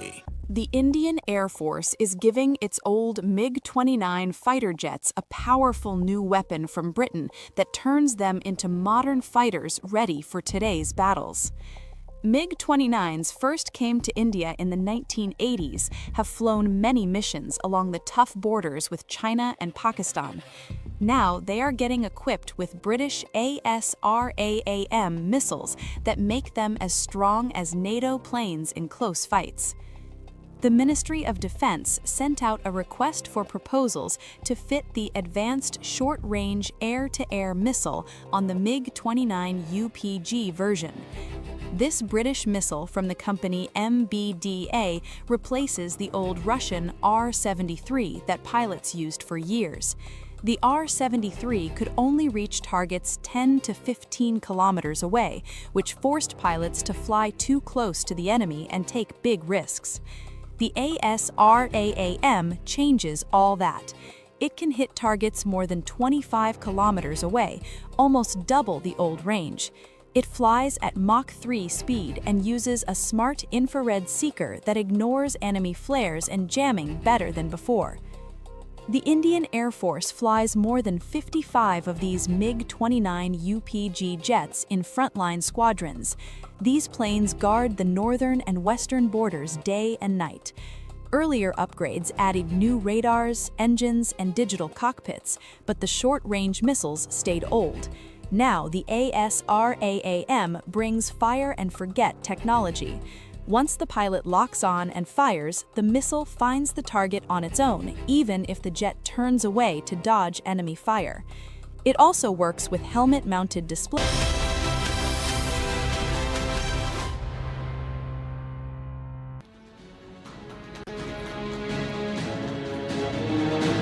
And I would request our colleague Rakshita to please start this session. Over to you, Rakshita, and thank you very much once again, Ms. Alji. Thank you. All right. Thank you so much, ma'am, for joining us here. And we've had so many conversations throughout the day. Since noon, we've had so many conversations. जब महाराष्ट्र की बात होती है, मुंबई की बात सबसे ज़्यादा की जाती है. मुंबई की एक अपनी हिस्ट्री है, एक हेरिटेज है. But you feel that how much urban development has actually evolved if you talk about in the past few years, so that the Mumbai we see today actually has transformed the way it has. अभी अगर आप देख रहे हो तो महाराष्ट्र जो central GDP में जो कंट्रीब्यूशन है महाराष्ट्र का वो अभी 13.5% कंट्रीब्यूशन ओनली फ्रॉम महाराष्ट्र है और जिसमें मुंबई का बहुत बड़ा हिस्सा है क्योंकि मुंबई की ग्रोथ मुंबई की जो भी इंफ्रा अभी तैयार हो रही है उसमें ऑब्वियसली जब इंफ्रा तैयार करते हैं तो ग्रोथ होती ही है लेकिन मैं कहना चाहूँगी कि जो देवेंद्र जी फडणवीस जिनको हम लोग इंफ्रामैन बोलते हैं तो नॉट ओनली मुंबई अगर जीडीपी में हमें कंट्रीब्यूट करना है इकोनॉमी में हमें कंट्रीब्यूट करना है महाराष्ट्र को तो जो ग्रोथ इंजन है नॉट ओनली मुंबई बहुत सारे ग्रोथ इंजन लगाने पड़ेंगे तो उस हिसाब से उन्होंने मुंबई पुणे नागपुर और नासिक ऐसे 4 ग्रोथ इंजन अभी स्टार्ट किए हुए हैं और इसके ऊपर बहुत हम लोग काम कर रहे हैं. We talked about growing cities, we talked about MMRDA also, we talked about different parts of Maharashtra and encouraging the connectivity. But if you could tell us, in your experience and you being in office, what have been the key focus areas as far as improving the urban infrastructure is concerned? Urban infrastructure की अगर बात करते हैं आप मुंबई की ही बात अगर करेंगे तो हमने केवल ये नहीं कहा है कि हम लोग ये करके आपको दिखाएंगे कि हमने करके दिखाया है। जैसे हम लोग ने अटल सेतु, कोस्टल रोड, आज के ये जो प्रोजेक्ट है, जो मेट्रो लाइंस के जो काम चल रहे हैं, जैसे मेट्रो लाइन 3 आप देख रहे हैं कि अभी पूरी कंप्लीट हो गई है। और जैसे पहले कैसे चलता था कि अगर कोई नया प्रोजेक्ट है इंफ्रा का, तो लोगों की भी मेंटालिटी ये थी कि नहीं चलेगा 6 साल 7 साल, लेकिन अभी नहीं, अभी टारगेटेड 2 साल में 2.5 साल में टारगेटेड प्रोजेक्ट कंप्लीट हो रहे हैं। जैसे हमने देखा पुणे मुंबई मिसिंग लिंक है, अभी भी हम लोग जो सिडको और MMRDA जो MMR का प्लानिंग कर रहे हैं, उसमें जितने इंफ्रा के प्रोजेक्ट्स हम लोग ने अभी पिछले इसमें 40,000 करोड़ के प्रोजेक्ट लॉन्च किए हुए ओनली फॉर इंफ्रा, तो वो प्रोजेक्ट चल रहे हैं। हम लोग जैसे अभी सी कनेक्टिविटी जो जेटीज़ बना रहे हैं, उसमें जो वाटर ट्रैवल है वो ज़्यादा बढ़ा रहे हैं। रेल अगर आप रेलवे का देखोगे तो महाराष्ट्र को अश्विनी वैष्णव जो रेल मिनिस्टर है, उन्होंने अभी 1,60,000 crore rupees only for Maharashtra the railway के लिए। तो वो कनेक्टिविटी भी हम लोग बहुत बनाए रहे हैं। एयरपोर्ट का भी आप देखेंगे तो मुंबई और Navi Mumbai 2 international airport only यहाँ है, मीन्स दिल्ली में भी नहीं अभी बने हैं। और वो मुंबई, नवी मुंबई और पुणे का पुरंदर, तो ये अगर क्लब हो गए तो वो भी कनेक्टिविटी बहुत अच्छी हो जाएगी। जी, तो हाउ हमारे जो अभी इमीडिएट गोल आप कहेंगी वो क्या है? नेक्स्ट टारगेट आपका as a minister, what is it and far as urban development? Immediate goal जो आप अगर मेरा बोलोगे तो जब से मैं MLA भी थी तब से मेरा फोकस बहुत इसमें है कि एक तो सिटी ग्रीन एंड क्लीन होनी चाहिए। पहली जो लोगों को लगना चाहिए कि या this is very nice city to live here, तो वो होना चाहिए। और दूसरा जो हम लोग अभी स्लम के ऊपर काम कर रहे हैं, तो SRA के माध्यम से मेरा जैसे हर सिटी में आप देखो तो 30-40% स्लम रहती है, तो अगर वो हम लोग डेवलप करें, जैसे हमको सबको एक एक घर देना ही है, तो अभी रिलैक्सेशन है बहुत है, तो वो टारगेट अचीव करना चाहिए। हमारे पास अभी 3 साल है, उसमें हम लोग कितना अचीव करते हैं तो वो तो देखेंगे, लेकिन डिफ़िकल्ट है, लेकिन वो होना चाहिए। फिर ही आप बोलेंगे कि हमने जो सोशल डिस्टेंस है वो भी कम किया है और सिटी भी अच्छी हो गई है। I think it was really enlightening to know what the government is thinking as far as development work is concerned in a state as big as Maharashtra, and of course an important contributor to the growth of Viksit Bharat. So thank you so much. Really appreciate you, ma'am, for joining us here on Republic Stage. Thank you very much. Vipin Paliwal, who is Secretary of Dharavi Redevelopment Project, and in his introduction, I would say he has served various urban local bodies, including Kamti, Balarpur and Wardha, contributing significantly to municipal governance and infrastructure development. He has held the position of Administrator and Commissioner Municipal Corporation, Chandrapur from 2022 to 2025, where he led large-scale urban transformation initiatives, strengthened governance frameworks, and delivered measurable improvements in urban service delivery. During his tenure, I would like to say he has been in Chandrapur Municipal Corporation, and he extensively handled sewerage and water supply projects, focusing on operational efficiency, infrastructure expansion, and sustainable urban resource management. He introduced multiple innovation citizen participation models to drive city beautification, cleanliness campaigns, and community-led waste management systems. Currently, he is serving as secretary at Dharavi Redevelopment Project, Mumbai, which is we all are aware of, associated with the redevelopment of Asia's largest slum and one of the world's most ambitious slum redevelopment projects. I would like to have him on stage. Sir, please, I would request you to please come on stage for our next session, and I would request my colleague Rakshita to please join us for the next session, and a huge round of applause for our next panel. And we've talked about the rehabilitation, sir, in many of these sessions, in fact. And this has been one of the most ambitious projects we can talk about as far as India's infrastructure growth is concerned. I mean, who can imagine years ago that such a project would come up? But before I go into the infrastructure, technicalities, different angles, we're looking at Dharavi, which have lakhs and lakhs of people from all parts of the country. It has the concept of mini India at the center of it, sir. If you could talk about that vision, how do you plan to bring together and preserve this cultural mosaic that Dharavi is? Actually, Dharavi itself, when we say a word Dharavi, we all know that what kind of living there. And when we think about to redevelop this place, it's a very complex unit. Dharavi itself has it's not a redevelopment project of residential. As we have seen, there are industries also. There is much commercial activities going on. So in complexity manner, Dharavi itself a big project. It deals with around 10 lakh people and around 1,50,000 hutments are there, units are there. We are going to develop them with industries, with commercial hubs and with residential towers. So in fact, Dharavi itself containing around 630 acre area in type of area, in type of population, and in type of complexity. Itself a unique project. I can say that this is the world's biggest redevelopment project of slum redevelopment. अगर आप हमारे दर्शकों को बताएं कि ऐसा क्या factor होगा नई धारावी में which will make the Mumbaikars the most proud? What will they look at and be the most proud about? Dharavi जो नई बनने वाली है, वहाँ पे रहिवास अच्छा होगा, वहाँ का व्यापार अच्छा होगा, वहाँ का वातावरण अच्छा होगा और वहाँ की सुविधाएं वर्ल्ड क्लास होंगी. यही हमारे पूरे मुंबईकर को गर्व की बात रहेंगी कि हमने हमारी धारावी को रीडेवलप किया है और एक नई धारावी में तब्दील किया है.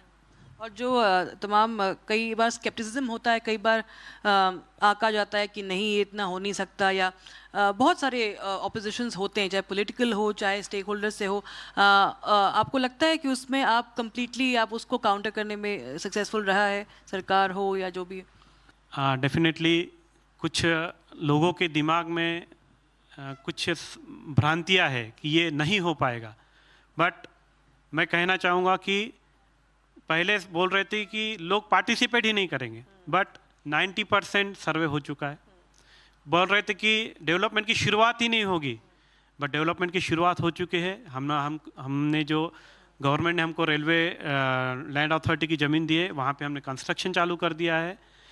ये जो हर चीज़ बोली जा रही है कि नहीं होगा, हम वो करके दिखा रहे हैं कि वो हो पा रहा है और डेफिनेटली नई धारावी बन के रहेगी.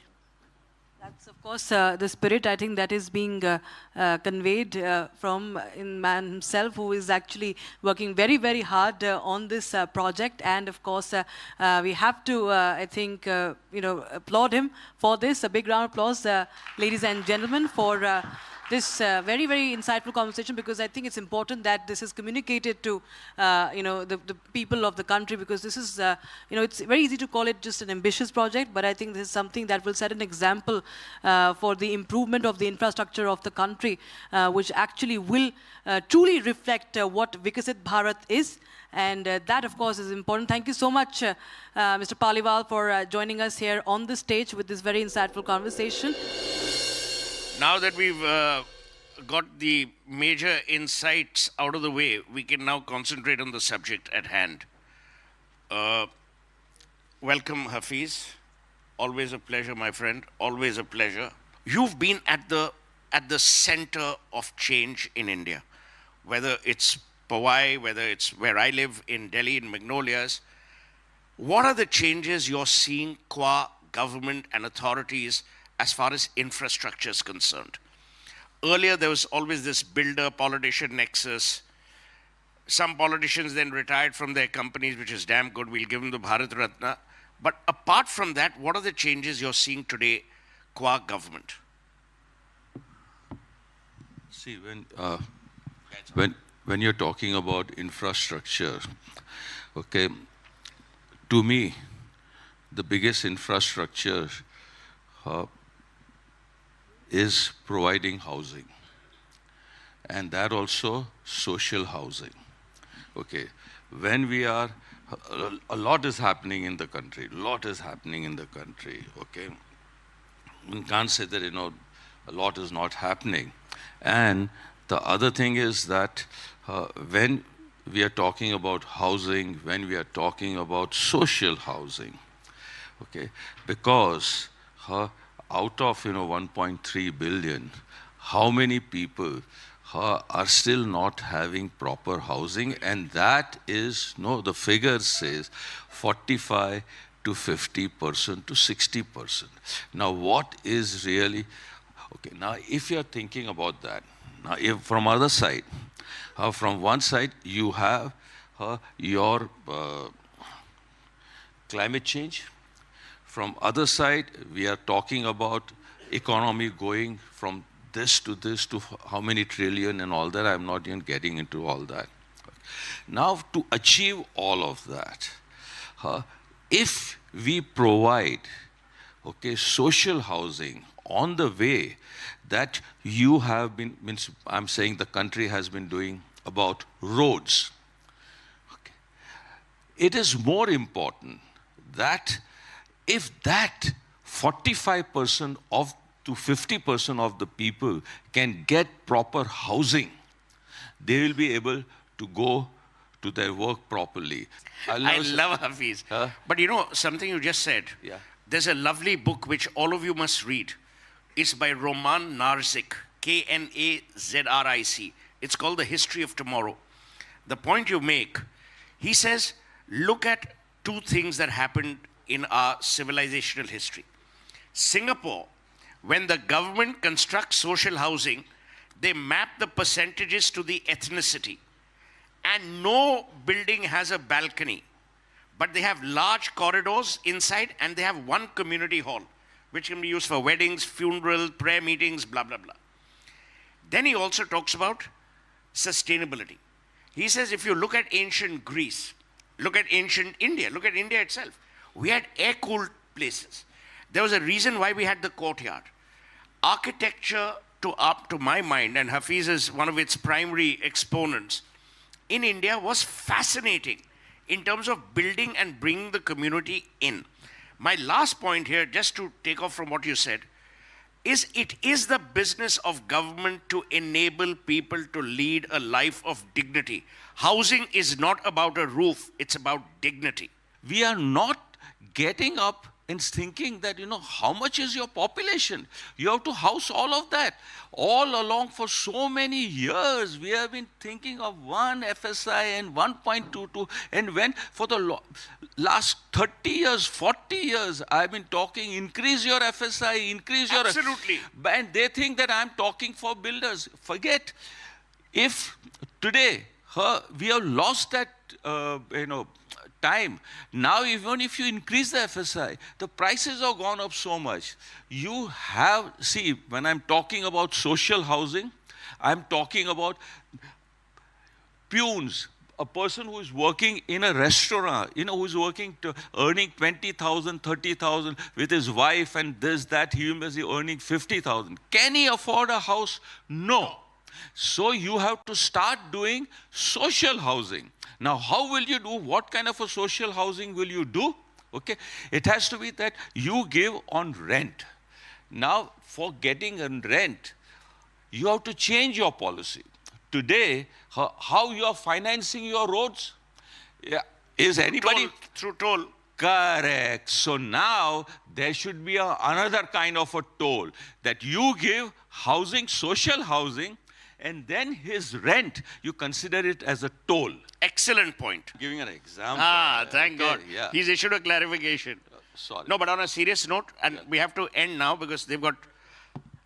If there were three things Hafiz contractor were to say to everyone in India, it includes the citizen, it includes authority, it includes colleagues in the industry, what are three simple things you would tell them? make realistic laws. That's the first thing I would say. And that I will say it again, make realistic laws, make realistic laws. In that, your social housing, in that, your environment, in that, your CRZ, everything comes in. Make realistic laws. आने वाले 20 सालों में 2 दशक में हम बात कर रहे हैं कि रियल एस्टेट का फ्यूचर क्या है अगर हम इंडिया में देखें, क्योंकि रियल एस्टेट, अफोर्डेबल हाउसिंग, हम ये सब कुछ जानते हैं कि आज आस्क है लोगों की। इस पर आप क्या कहना चाहेंगे? अगले आने वाले 2 दशक में रियल एस्टेट को इंडिया में हम कहाँ देख रहे हैं? नहीं, देखिए, रियल एस्टेट, रोटी कपड़ा और मकान जो हम बोलते हैं, इट्स द बेसिक रिक्वायरमेंट, हर एक इंसान को चाहिए। एंड वेरी सिंपली, जिस तरीके से इंडिया में एक ज़माने में ग्रीन रेवोल्यूशन हुआ था, तो हम आत्मनिर्भर बन गए अपने फूड के सिक्योरिटी के ऊपर, फूड सिक्योरिटी मिली ग्रीन रेवोल्यूशन से। फिर वाइट रेवोल्यूशन हुआ तो milk products went from very small pockets to the whole of the country. ठीक है, ये डेमोक्रेटाइजेशन जो है, ये हाउसिंग में भी आना ही पड़ेगा और ये आना ही चाहिए। तो मैं ये कहूँगा, अब आपको एक थर्ड रेवोल्यूशन की ज़रूरत है, द ग्रेव रेवोल्यूशन, जिसमें you can build housing for all. You can also call it real estate revolution. Real estate revolution, but I'm going with the color. Big cities, they need vertical housing, clearly. And that is the way Shanghai, Tokyo, global cities have developed. We need to embrace that without delay. Because वरना vertical housing करने के लिए भी आपके पास pockets नहीं बचेंगे। हमने Covid से पहले देहरादून में एक होटल बनाया, हायट रिजेंसी देहरादून। अब हमारे पास ये अपॉर्चुनिटी थी कि जैसे सब लोग रिजॉर्ट्स को डिफाइन करते हैं, वैसे ही हम भी 5 एकड़ में 50 रिजॉर्ट स्टाइल कॉटेजेस बनाते, और उसका एक अपना बिजनेस मॉडल होता है, और वो बिल्कुल ठीक है बिजनेस मॉडल, कोई प्रॉब्लम नहीं है उस बिजनेस मॉडल में। बट हमने क्या किया, हमने उसको वर्टिकल बना दिया, और हमने वो 50 कॉटेजेस की जगह हमने 263 रूम्स बना दिए। आज वो 263 रूम से देहरादून में क्या होता है कि बड़ी बड़ी कॉन्फ्रेंसेज आती हैं, नेशनल लेवल कॉन्फ्रेंसेज आती हैं, जो कि कभी उत्तराखंड में आई ही नहीं, राइट? तो आप इनेबलर बन जाते हो। तो आपको हर चीज़ का एक सोल्यूशन नहीं मिलेगा, आपको अलग अलग चीज़ों के अलग अलग सोल्यूशन देखने पड़ेंगे। और टियर 2 और टियर 3 मार्केट्स, मेरे हिसाब से नेक्स्ट फ्यू इयर्स में आपको सारी डेवलपमेंट जो है एक अलग लेवल पर नज़र आएगी उन मार्केट्स में। अब जैसे एक और एग्जांपल लेता हूँ, जैसे हमारा जो प्रोजेक्ट है हरिद्वार में, जब हम जितने भी लोगों से आप मिलेंगे, सबके दिमाग में एक पॉइंट होता है कि Haridwar is a religious place, धार्मिक स्थल है। बट पिछले 5-7 सालों में नैरेटिव चेंज हो गया है। नैरेटिव क्या है कि आपका वो शहर अपने आप में आज एक स्पिरिचुअल सेंटर भी है, योगा और आयुर्वेदा सेंटर भी है। तो ये अपॉर्चुनिटी क्रिएट कर देता है रिटायरमेंट होम्स की, वीकेंड होम्स की। इंडिया के टियर 2 और टियर 3 सिटीज़ के नैरेटिव डेवलपर्स को रीडिस्कवर करने पड़ेंगे। आई थिंक हम लोग एग्जिस्टिंग नैरेटिव को यूज़ करके हम जो कर सकते थे वो हमने कर लिया, बट आई थिंक कई जगह पे पॉसिबिलिटीज़ हैं कि आप उस नैरेटिव को चेंज कर सकें। एक्चुअली रियल एस्टेट के बारे में लोगों ने इनफ जानने की कोशिश नहीं करी है। आई थिंक रियल एस्टेट एक बहुत अच्छे कस्प पे है, जिसमें टेक्नोलॉजी और ट्रस्ट दोनों फैक्टर्स का रोल अदा हो रहा है अब यहाँ से moving forward. And I think जो यंगस्टर्स हैं उनको रियल एस्टेट सेक्टर को अडॉप्ट करना चाहिए। ये बहुत बड़ा सेक्टर है। इनफैक्ट हमारी कंट्री में जो आईटी पे जो ऑब्सेशन है उसको कम करके अगर लोग रियल एस्टेट की तरफ थोड़ा फोकस बढ़ाएंगे तो उनको नज़र आएगा कि यहाँ पे नेचुरली बहुत सारी अपॉर्चुनिटीज़ हैं, और जो कि काफ़ी अनलिमिटेड टाइप की अपॉर्चुनिटीज़ हैं। ये सिर्फ बड़े शहरों में सीमित नहीं है, ये इंडिया के हर छोटे गांव तक पहुँचना है, इसको पहुँचाना ही पड़ेगा। मेरा सजेशन यंगस्टर्स को ये है कि आप अपने आप को स्किल करें रियल एस्टेट में जाकर कुछ काम करने के लिए, और your future will be very very bright. एक बार फिर से आप लोगों से गुजारिश है, तालियों के साथ धन्यवाद कीजिएगा मिस्टर सौरभ जी, बहुत बहुत धन्यवाद आपका। Now, affordability becomes very, very important in modern times as we evolve and Bharat evolves, very important to Bharat's growth story. And for this session, we have Mr. Ashwinder R. Singh. He's chairperson at BCD Group. He's associated with the CII. He brings extensive experience with him across housing finance, real estate strategy, and residential development. Over the years, he has held leadership roles across some of India's leading real estate and financial institutions, contributing significantly to policy dialogue and the scaling of housing delivery in our country. And he has been recognized as Real Estate Person of the Year at the Construction Week Awards for his contribution to the sector. And now I invite Mr. Ashwinder Singh, along with my colleague Pranav Kulkarni, business editor at Republic TV, to the stage, please. Big round of applause, ladies and gentlemen.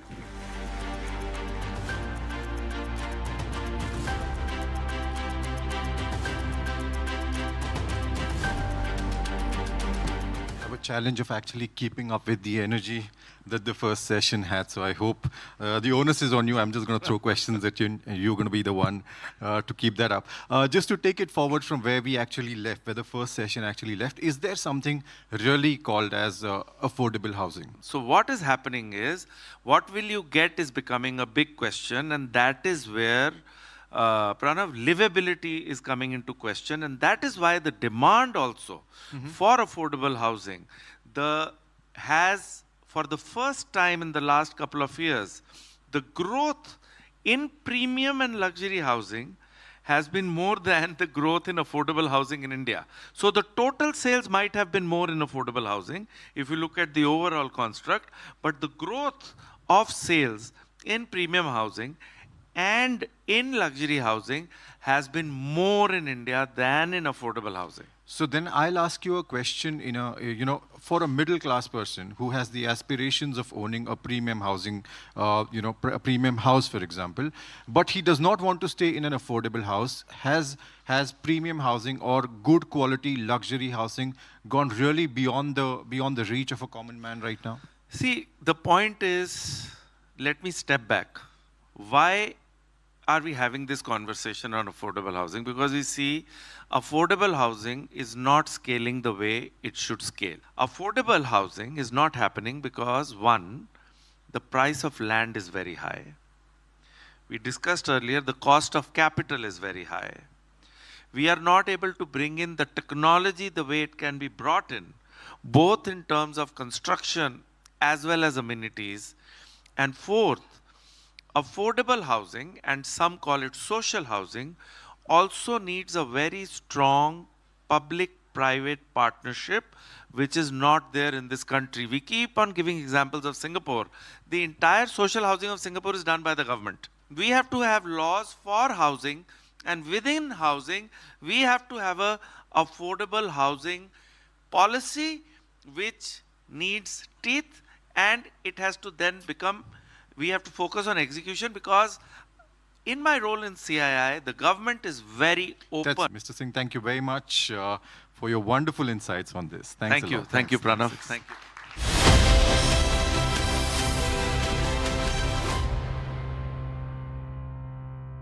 Pure सूजी pasta उबालो मिलाओ और खाओ 8 minute में तैयार। क्या taste है सबका राजा हार्बर मसाला।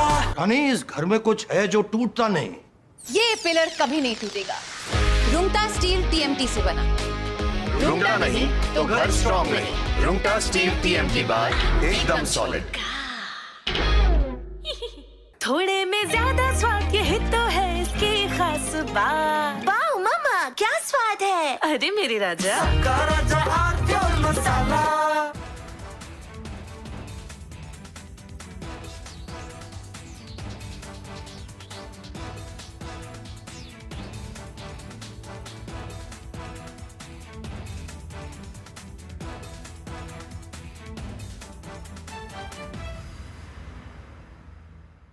The Indian Air Force is giving its old MiG-29 fighter jets a powerful new weapon from Britain that turns them into modern fighters ready for today's battles. MiG-29s first came to India in the 1980s, have flown many missions along the tough borders with China and Pakistan. Now they are getting equipped with British ASRAAM missiles that make them as strong as NATO planes in close fights. The Ministry of Defense sent out a request for proposals to fit the Advanced Short-Range Air-to-Air Missile on the MiG-29 UPG version. This British missile from the company MBDA replaces the old Russian R-73 that pilots used for years. The R-73 could only reach targets 10 to 15 kilometers away, which forced pilots to fly too close to the enemy and take big risks. The ASRAAM changes all that. It can hit targets more than 25 kilometers away, almost double the old range. It flies at Mach 3 speed and uses a smart infrared seeker that ignores enemy flares and jamming better than before.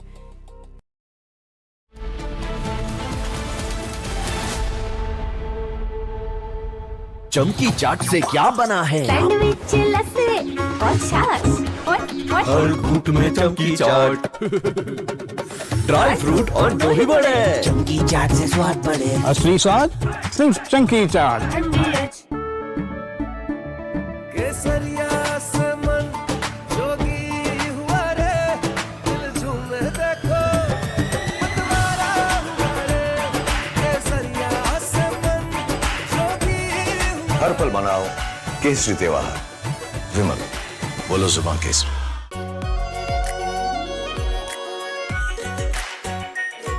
Pure Shahi Paneer Masala.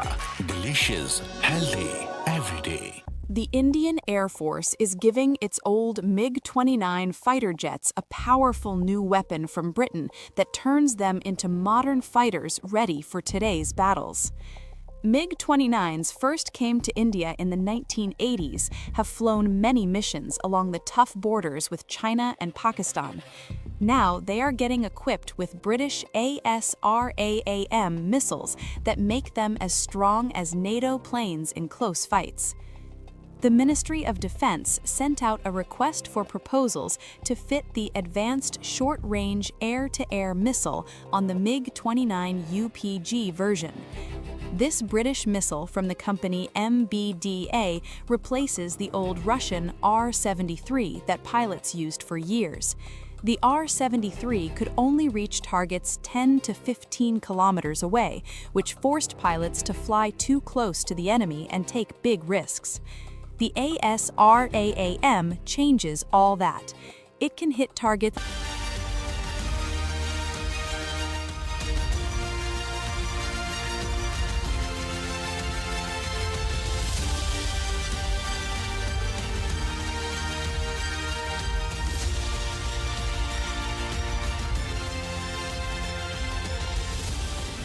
From Asia's largest news headquarters,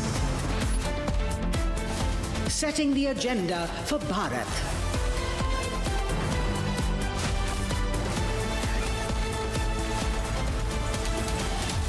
You're watching Republic.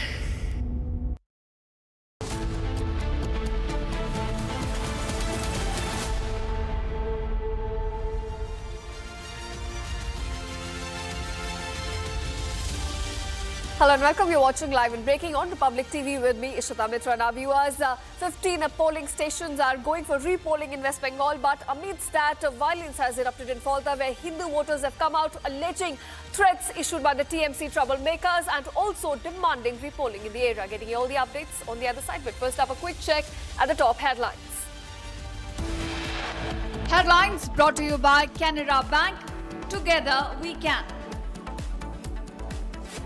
Protests erupt in Falta as villagers allege TMC not allowing them to vote. Repolling underway across 15 polling stations in the state. Republic sets the pre-result agenda. Hindu voters allege threats issued by Jahangir Khan's aide. Republic only channel to report from ground. Other channels now playing catch-up.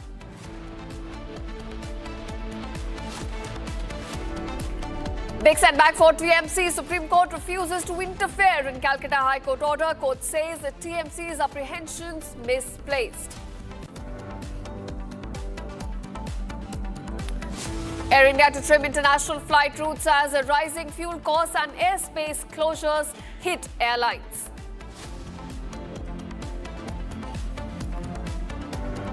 Pune on a standstill as 65-year-old rapes and brutally murders a 4-year-old child. The CM Fadnavis assures speedy justice in the case.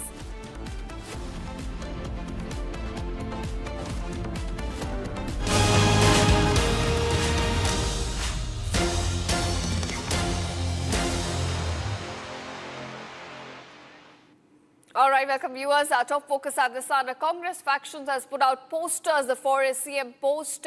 These posters promote VD Sashithan for Kerala CM. Heavy lobbying, in fact, now underway in Kerala Congress before even poll results come out. Now posters recommending leaders for a CM post come up in Kerala despite the clear direction given by the All India Congress Committee against making comments on the CM post that lands the Congress-led UDF in trouble. Now, several posters across the state are promoting opposition leader VD Sashithan has come out as the prospect of a CM.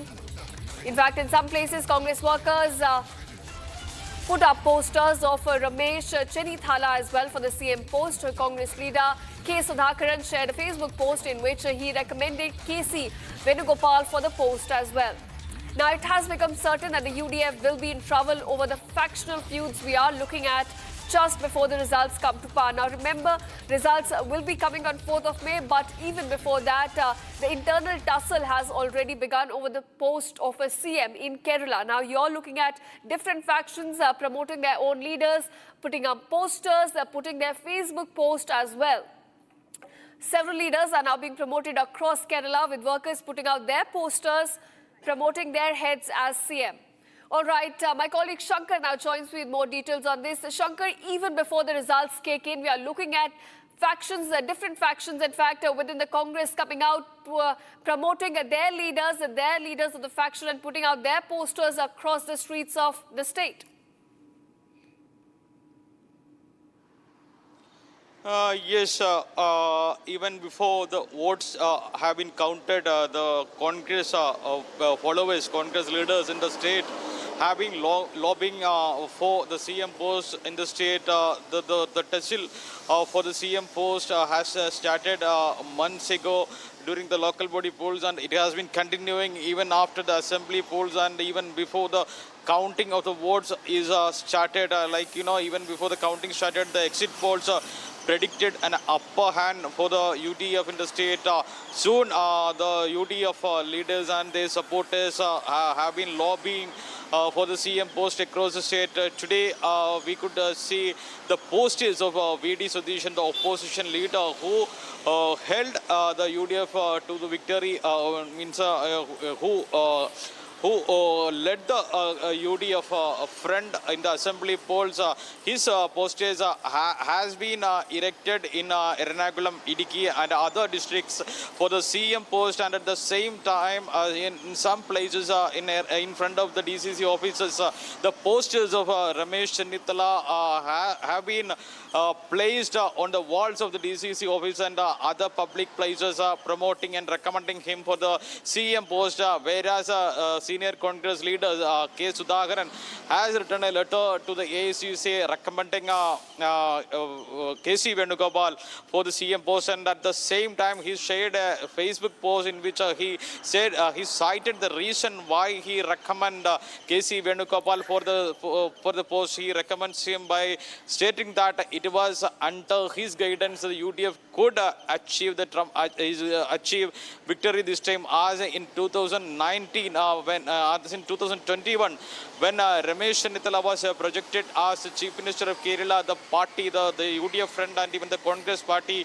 suffered a major setback, and it could not even gain more than 45 seats, and the LDF came up with nearly 100 seats, 99 seats, and for the first time in the history of Kerala, UDF had to remain without power for the 2 consecutive time, and this time it was a do-or-die game for the UDF, and they devised strategies and meticulously crafted plans to come into power by plotting things in favor of the in favor of consolidating Muslim votes by framing a pact with all the Muslim organizations such as Jamaat Islami, Welfare Party, and even Social Democratic Party of India and Muslim League.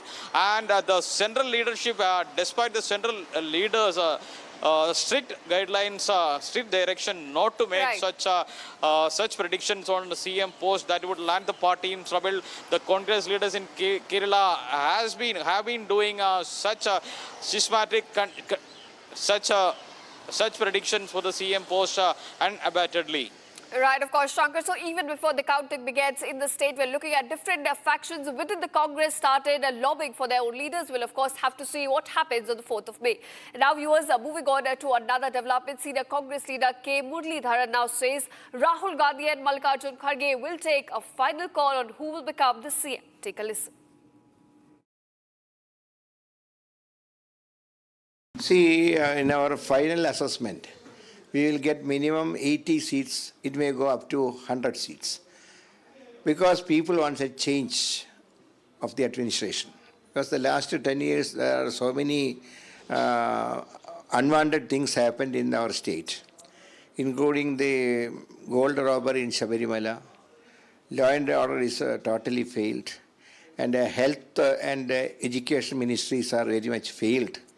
So, the people want a change, so they cast their vote in a very huge percent. Yes, sir. The other worrying part is that when Karnagaran and other veterans like Antony were at the helm of the UDF, the party had a unity. And now there were some talks and differences in opinion for the Chief Minister post from various parts of Kerala. Like it will not affect in the state of Kerala because High Command will the final authority. High Command will take a decision with the consultation of our coalition partners also because this is not a single party government. This is a coalition government. So that reason they may consult with the coalition partners also. Then they announce one name. He will be the Chief Minister.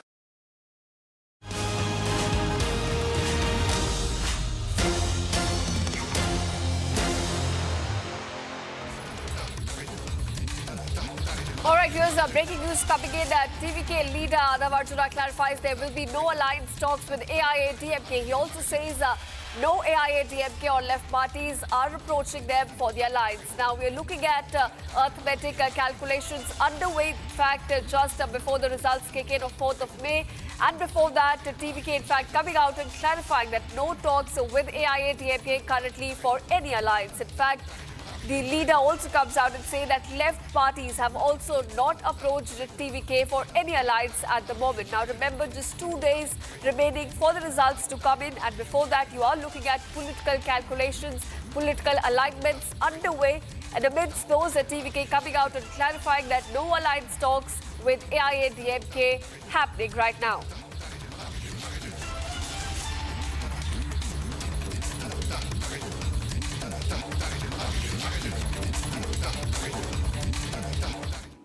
With the election counting nearing in Tamil Nadu, we are joined by the DMK spokesperson Elangovan.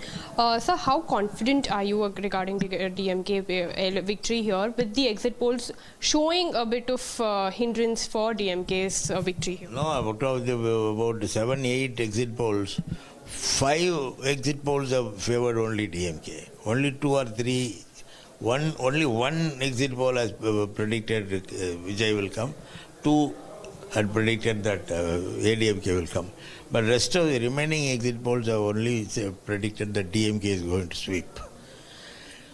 They will get at least 160 seats. That is the prediction they have got. So we are confident. We have performed for the last 5 years. Every section, every household in Tamil Nadu is benefited by these schemes of the DMK government. So we are confident that people will support us.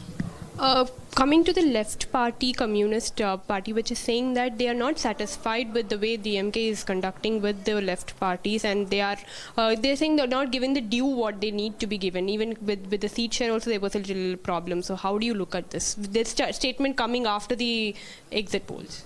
See, the problem here is that we have to face our enemies in a way that will put us on top.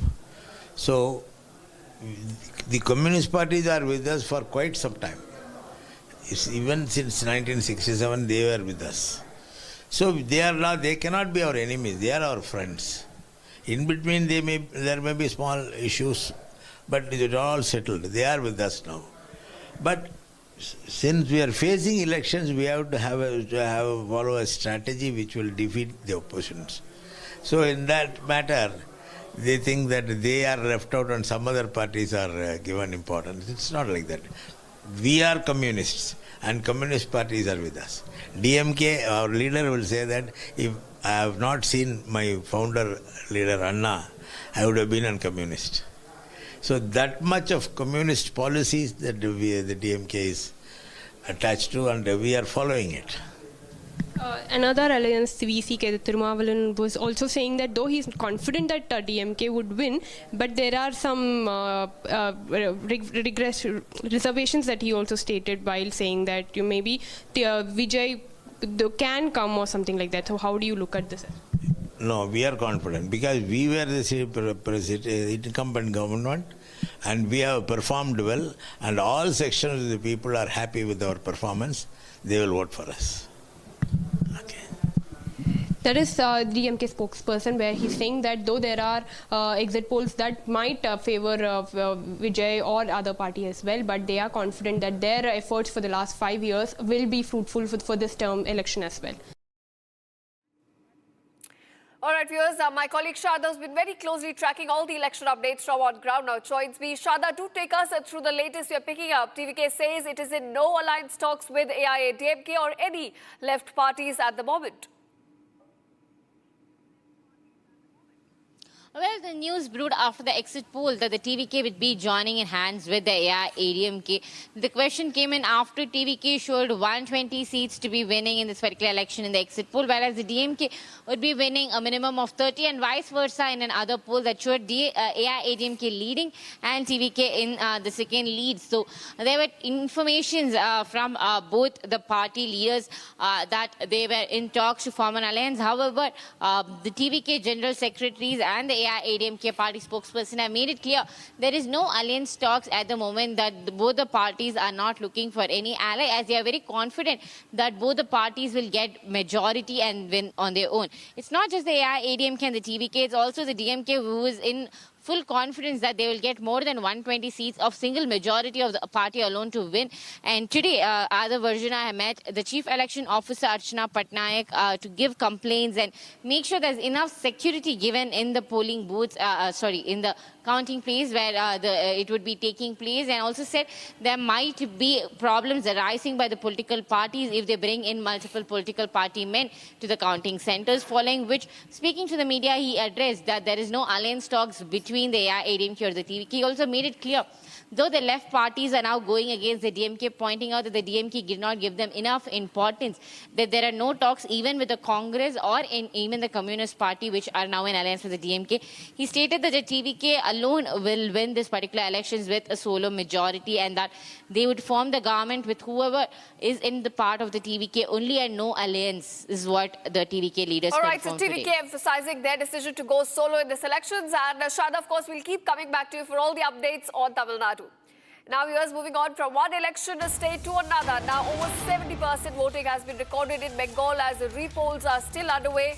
72.37 turnout in Diamond Harbour till about 3 p.m. So we are picking up these latest numbers. 15 polling stations are part of this repolling exercise ordered by Election Commission due to reports of rigging, of booth capturing, of EVM tampering, and now we're looking at big numbers, in fact, recorded till about 3 p.m. Over 70% voting recorded in Bengal repolls. Now remember, repolling is still underway across 15 polling stations and will continue till about 6 p.m. So this number is likely to rise.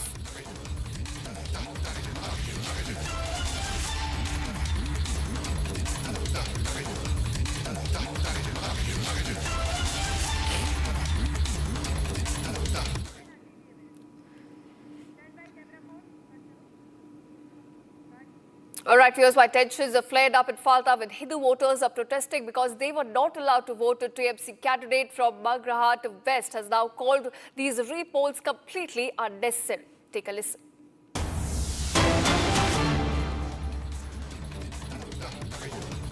Ahmad जी इस वक्त हमारे साथ जुड़ चुके हैं। Sir, repolling हो रही है, बात अगर करें तो उसके पहले जब पोलिंग हुई तो कई आरोप लगे, गड़बड़ी के आरोप लगे, टैपिंग के आरोप भी लगे कि टेप लगा दिया गया। कैसे देख रहे हैं इन आरोपों को? एक्चुअली ये आरोप तो किया है हम, जब ये वाला आरोप जब हमारा जब स्क्रूटिनी हुआ था, स्क्रूटिनी जब हुआ था तो स्क्रूटिनी में हमारा जो आरोप था, रिटर्निंग ऑफिसर एंड जो ऑब्जर्वर था, उन लोगों से बात हुई है। सब कैंडिडेट थे, सिर्फ हम अकेले नहीं। जो 12 कैंडिडेट था वो उसका रिप्रेजेंटेटिव थे और कैंडिडेट थे, हम लोग वहाँ पर स्क्रूटिनी में था। तब तो जो आरओ एंड जो ऑब्जर्वर था वो तो कहा था कि कोई प्रॉब्लम नहीं है, कुछ रिपोलिंग का बात ही नहीं है। तो फिर हम लोगों का मालूम भी नहीं है किस लिए रिपोलिंग हो रहा है ये वाला 11 का, हम लोग को मालूम ही नहीं है। कल शाम तक 6 बजे तक ये वाला नोटिस सर्व किया निर्वाचन कमीशन ने कि रिपोलिंग होगा। इसके बाद आप लोगों को पता चला? हाँ। उससे पहले तो हमारा स्क्रूटिनी में कोई ऑब्जर्वर एंड आरओ दोनों ने कहा कोई प्रॉब्लम नहीं है, कोई रिपोलिंग नहीं हो रहा है। सर, इसके साथ ही अभी जो बुजुर्गों को लेकर के शायद आपने कहा है कि आप इलेक्शन कमीशन में चिट्ठी लिखेंगे, क्या पूरा मामला है वो? ये वाला है जो बुजुर्ग लोग हैं उनको साथ एक उसको फैमिली का लोग जाकर वोट डालते थे, तो ये वाला अलाउ नहीं कर रहा है प्रिसाइडिंग ऑफिसर ने। तो मैंने उसको कहा है, तो कह रहा है तो आपको आरओ से बात करना पड़ेगा। तो हम ठीक है आरओ से बात करेंगे। उसके बाद रिटर्न जो निर्वाचन कमीशन है उसमें तो 29 को जब वोट हुए तो उस दौरान अलाउड थे कि ये तो हर वक्त रहता है 1% जो अलाउ रहता है, ठीक है। ये वाला अलाउ नहीं कर रहा है, दूसरा बूथ में अलाउ कर रहा है। अच्छा सर, इसके साथ ही अगर मैं बात करूं तो जो बीजेपी के उम्मीदवार हैं उन्होंने आरोप लगाया है, उन्होंने ये कहा है कि जो टीएमसी के लोग हैं वो लोगों को धमका रहे हैं, डरा रहे हैं, कह रहे हैं कि अगर आपने बीजेपी के पक्ष में वोट किया तो 4 तारीख के बाद हिसाब लेंगे। कैसे देख रहे हैं आरोपों को आप? नहीं, यहाँ पर ये शांतिपूर्ण एरिया है, यहाँ पर ऐसा कुछ नहीं होता है। आरोप तो कर सकता है कोई, हम भी तो कह सकते हैं कुछ, क्योंकि ये लोग तो ऐसे भी आरोप करता था कि हम उन लोगों का जो पोलिंग एजेंट हम बैठने नहीं देते। मगर आज तो 15 जो इलेक्शन हो रहा है 15 बूथ में, आप देख लीजिए, यहाँ पर एक ही बीजेपी का एजेंट है, बाकी 14 जो बूथ है 14 बूथ में कोई एजेंट भी नहीं है विरोधी का, बीजेपी का कोई एजेंट भी नहीं बैठा। इतना सेंट्रल फोर्स है, पर एक वोटर के साथ एक सेंट्रल फोर्स, इतना सेंट्रल फोर्स दिया है, मगर फिर भी तो कोई नहीं जाकर बैठा है बीजेपी को एजेंट। तो अब हम लोग क्या करें? अगर उसको एजेंट नहीं बैठता है तो कंप्लेन करता है, तो इसमें तो हम लोगों को कुछ करने की नहीं है। मगर की वजह से नहीं, यहाँ पर कुछ नहीं होगा, शांतिपूर्ण सब कुछ रहेगा। आफ्टर इलेक्शन हम यहाँ पर जीतेंगे, ऐसे ही रहेगा, ऐसे ही माहौल रहेगा, शांति का माहौल। कॉन्फिडेंस है काफी ज्यादा यहाँ पर जीतने का कोई नहीं है। हम मार्जिन बढ़ाएंगे कितने, इसलिए हम मार्जिन से सर 1 लाख के ऊपर यहाँ पर जीतेंगे। All right, more developments coming to light from West Bengal. Now, ECI has deployed additional counting observers and police observers in West Bengal. In fact, the Election Commission of India has deployed as many as 165 additional counting observers to assist the already counting observers are present in the state, and about 77 police observers to strengthen security and oversee law and order arrangements. Now, remember, this is around the counting centers for the ongoing elections to the Legislative Assembly of West Bengal. In fact, the additional counting observers and police observers have been deployed to ensure that the counting proceedings, which are set to take place on May 4th, are conducted in a secure, peaceful and intimidation-free atmosphere. My colleague Harsha has been very closely tracking all the election updates for us and joins me now. Harsha, we are looking at additional deployment by the Election Commission ahead of the counting day. More police observers are now being deployed around the counting centers. Take us through the numbers, and also why did this need arise on the ground? Because, you know, you have been covering rallies, covering the repolling as well, and we have seen today as well clashes erupted in the state. Yes, so if you tell you, I will tell you, Ishita, that just before the counting day, the major security arrangements has been done by Election Commission of India. Additional counting officers have been deployed. There are 165, and also police observers 77 in number, like you rightly mentioned about it. And it is because keeping in mind the history of West Bengal, which has been full of violence, and to control that, the additional counting assistants have been deployed along with the police observers. The counting assistants, so as there's no chaos inside and outside the counting centers. The counting centers have been transformed into like a fortress. All in West Bengal, there are 77 counting centers right now, including North Bengal, South 24 Pargana, now 24 Pargana. Earlier, the counting centers were 108 in number, but now it has been reduced to 77. Looking at the situation of West Bengal, that there should be no chaos at all. So right now, the security enhancement has been done at counting centers. All right, thanks Harsha for joining us and giving us all the latest numbers coming to light from West West Bengal. And now viewers, shifting focus and in fact more developments are coming to light from the election-bound state. Now exit polls for West Bengal Assembly elections were released on Wednesday. They point to a sharply divided verdict with projections suggesting a tight, high-voltage contest between the two rivals, BJP and TMC. Now Trinamool Congress led by Mamata Banerjee and the BJP are in a neck-to-neck fight according to some pollsters, while the other polls have also given BJP a clear edge, some even predicting over 200-mark victory. How will this pan out for the state? We'll of course have to see, but more in this report. Exit polls for the 2026 West Bengal Assembly elections on Wednesday pointed to a sharply divided verdict, with most projections giving BJP an edge. A neck-and-neck fight between the two main contenders are being projected. 145 seats each for the BJP and the TMC in the 294-member assembly, with others expected to win around 4 seats. The 2026 contest has been shaped by a high-voltage fight between the Trinamool Congress led by Banerjee and the BJP. 150 to 175 sweep seats in what is a 90 to 95 seat gain for the BJP. The BJP, according to PMark, is absolutely sweeping Bengal, and that explains what's been going on. Ladies and gentlemen, the BJP with a 44% vote share. 44% vote share is getting a 6 to 7% swing for it, right? And the Trinamool Congress is getting only between 118 to 138 seats. If these numbers are right, Matrice is predicting that the BJP is getting about 162 seats out of 294, safely past the halfway mark of 148, and the BJP is winning Bengal. Campaign themes revolved around women voters, Bengali Asmita, the Matua vote, and large-scale voter deletions during special intensive revision of the Election Commission. The BJP is on course to double its tally, crossing the 150 mark. The TMC could be staring at a vote share drop of nearly 8%. Anti-incumbency and the SIR controversy, major blows to Mamata's fortress. A visible Hindu consolidation and higher turnout reshaping Bengal's electoral map. The BJP may just cross the majority mark. A narrow but crucial 2 to 4% vote share lead could tilt the scales. The TMC falling short by 15 to 20 seats. In a contest this tight, margins will decide the winner. And if trends hold, the ruling TMC could lose over 1/3 of its seats. Bengal stands at a crossroads. Is this the fall of a stronghold or the ultimate comeback story?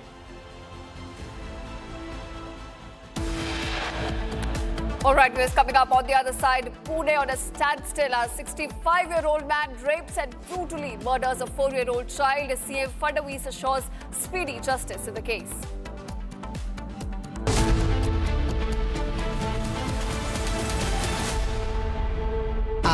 Pure सूजी pasta उबालो मिलाओ और खाओ 8 minute में तैयार क्या taste है सबका राजा R pure masala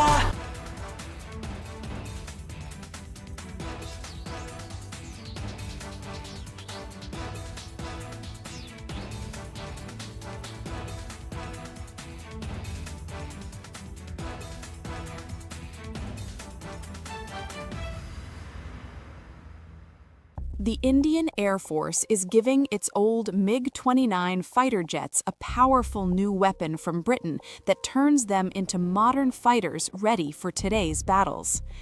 MiG-29s first came to India in the 1980s, have flown many missions along the tough borders with China and Pakistan. Now they are getting equipped with British ASRAAM missiles that make them as strong as NATO planes in close fights. The Ministry of Defense sent out a request for proposals to fit the Advanced Short-Range Air-to-Air Missile on the MiG-29 UPG version.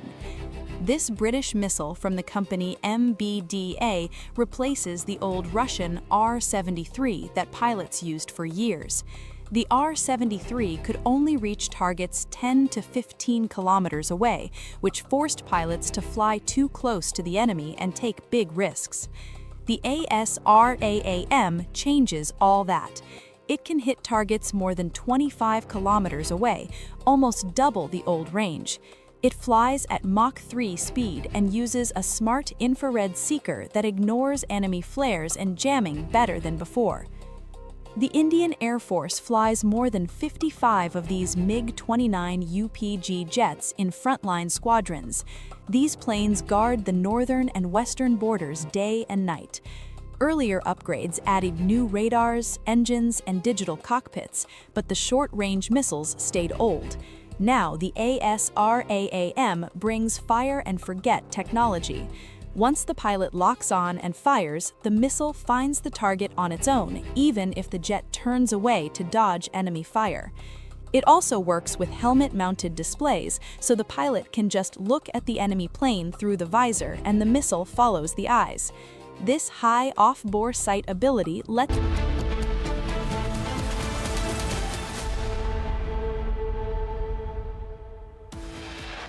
Headlines brought to you by Canara Bank. Together we can. Protests erupt in Falta as villagers allege TMC not allowing them to vote. Repolling underway across 15 polling stations in Bengal. Republic sets the pre-result agenda. Hindu voters allege threats issued by Jahangir Khan's aide. Republic only channel to report from crowd. Other channels now playing catch up.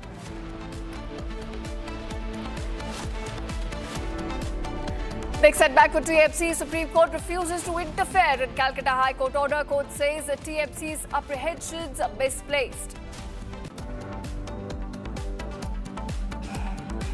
Air India to trim international flight routes as the rising fuel costs and airspace closures hit airlines.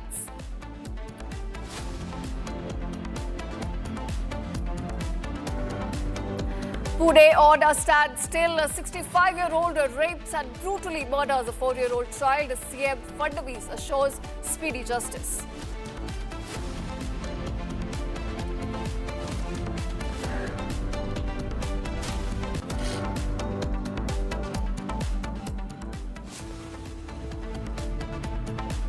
Hello, welcome viewers. You're watching live and breaking on Republic TV with me, Ishita Mitra, and our top focus at the election-bound state of West Bengal. Now, tension gripped Falta in South 24 Pargana district as Hindu voters staged a protest alleging threats and intimidation by the cadres of TMC during repolling.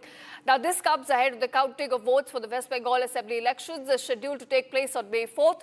At the moment, central forces have been deployed in the area and over 70% polling has been recorded so far.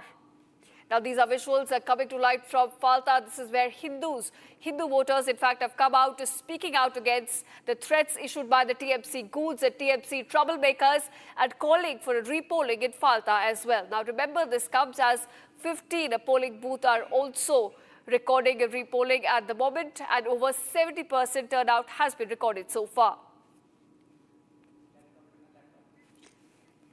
All right, those are the visuals, in fact, on your screen is showing you how Hindu protesters are finally coming out and speaking against the kind of harassment, the kind of threats that have been issued by TMC goons, TMC troublemakers to all of these voters. Now, remember, threats calling for setting their children to fire. Women have received rape threats, and all this to deter Hindu voters from coming out and exercising their franchise.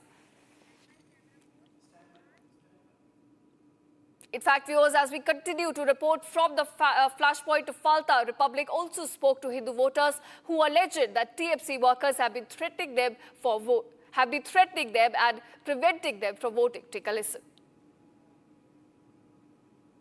कल बोला जो आप 5 साल के लिए दुकान बंद कर दीजिए, उसका वो चाबी लेकर चला गया, तब अब इतना लोग हो गया, उसके लिए चाबी दे दिया বিকাল। তাহলে দেখুন স্যার, আমরা কতটা और বাড়ি में এবং ঘুষকার প্রতিটা মহিলাকে স্যার ঠেক দিয়ে যাচ্ছে, মহিলা को रेप करने के बोला धमकी দিয়ে দেয়। ঠিক আছে, আমরা ওর কোনো ক্ষতি করিনি, যথেষ্ট কভারেট করে গেছি আজ এত বছর, কিন্তু আজকে हम कुछ नहीं पार्टी অত্যাচার করছে। মানে 12টা পর্যন্ত স্যার ভোট ভালো হয়েছে, তারপরে যারা ভোট দিতে গেছে স্যার কাউকে ভোট দিতে দেয়নি।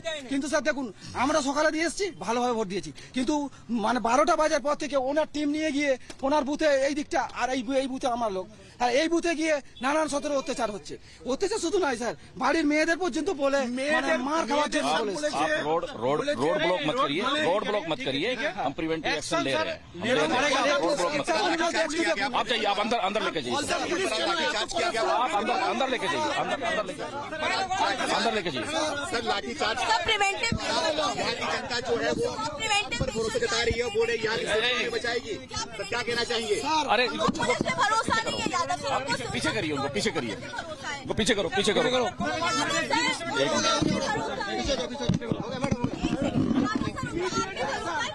नहीं, सीएपीएफ है, उनकी हेल्प के लिए यहीं पे है, ठीक है।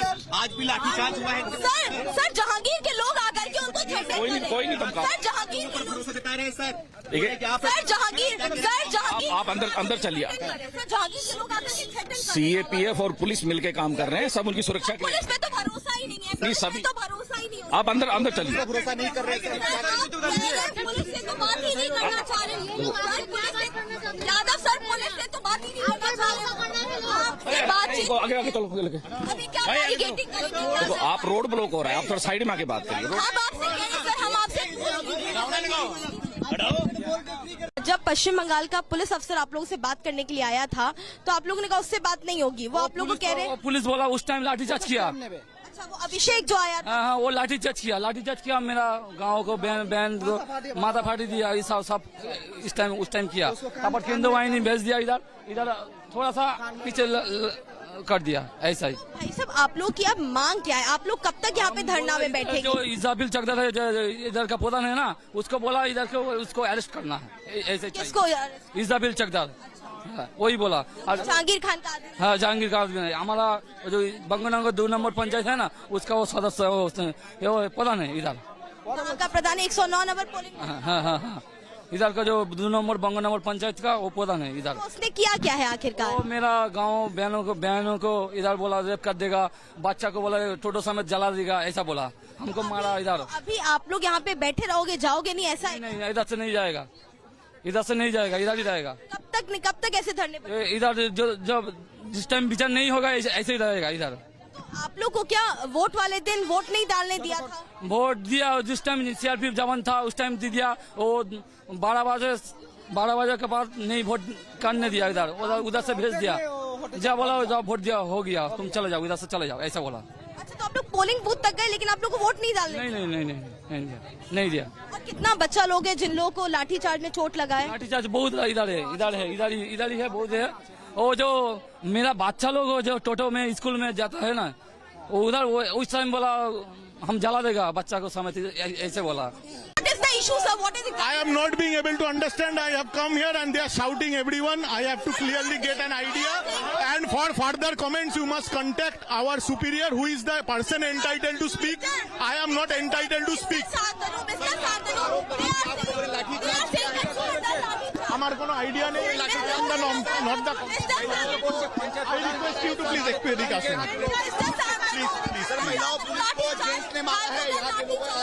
I am not the competent person to speak on this. Whenever after I have come here,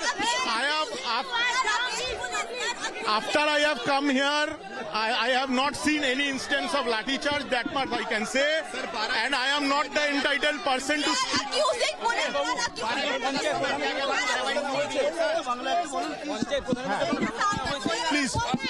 Please go. I would request you to stay away from the national highway. This is connecting several hospitals. Please stay away from the national highway. Please stay away from the national highway. They are saying police is protecting. I am not entitled to speak on that. I would say this road connects several highways and hospitals. I have no idea about the lathi charge. As I just said, I will request you, please stay away from the national highway.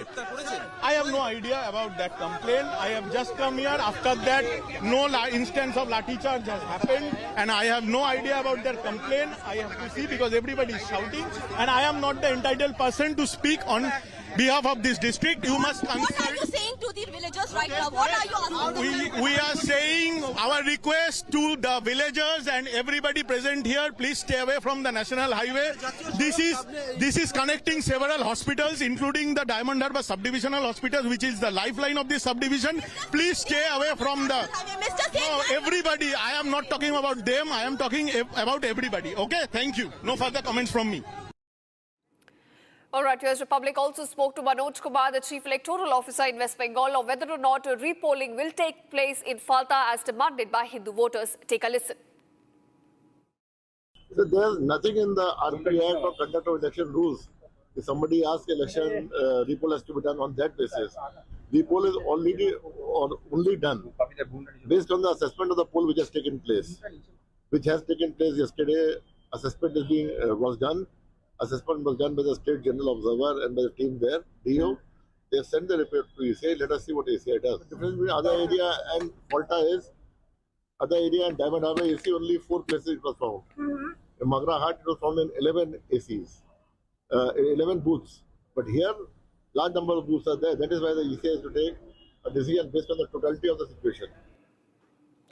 All right, viewers, now more updates coming in the Pune shocker case. Now, Pune rape accused has been sent to 5 days of police custody. Police custody will remain till 7th of May. Now, remember, this has been given by Pune court to the accused in a 4-year-old sexual assault and murder case. It's a 65-year-old accused who's now been sent to police custody. In fact, 5 days of police custody, and we are seeing wheels of justice, in fact, moving rapidly in this case. In this case, 4-year-old was viewers sexually assaulted and then killed. In fact, allegedly stoned to death by the 65-year-old accused. And now police action, in fact, coming in as the rape accused, a 65-year-old man, has now been sent to 5 days of police custody. Now, viewers, this is the Pune horror case that had come to light just yesterday. And today we are looking at wheels of justice moving rapidly. In this case, a 4-year-old girl was sexually assaulted and killed by this 65-year-old man. Now, she had come to visit her grandmother in the village of Pune, and this is when the incident took place. The child was lured through the promise of food and then was taken to a cattle shed. This is where the horrific crime took place, and the 4-year-old girl was sexually assaulted and then killed, allegedly, in fact, stoned to death by this 65-year-old man, who's now been sent to 5 days of police custody. Now, we have been seeing a shutdown, in fact, in this village. Entire village had come on the streets to outrage and to call for action. And now we are looking at some action, in fact, taking place as the accused has now been sent to 5 days of police custody. In fact, we also have a reaction from Maharashtra Chief Minister Devendra Fadnavis. Let's take a listen.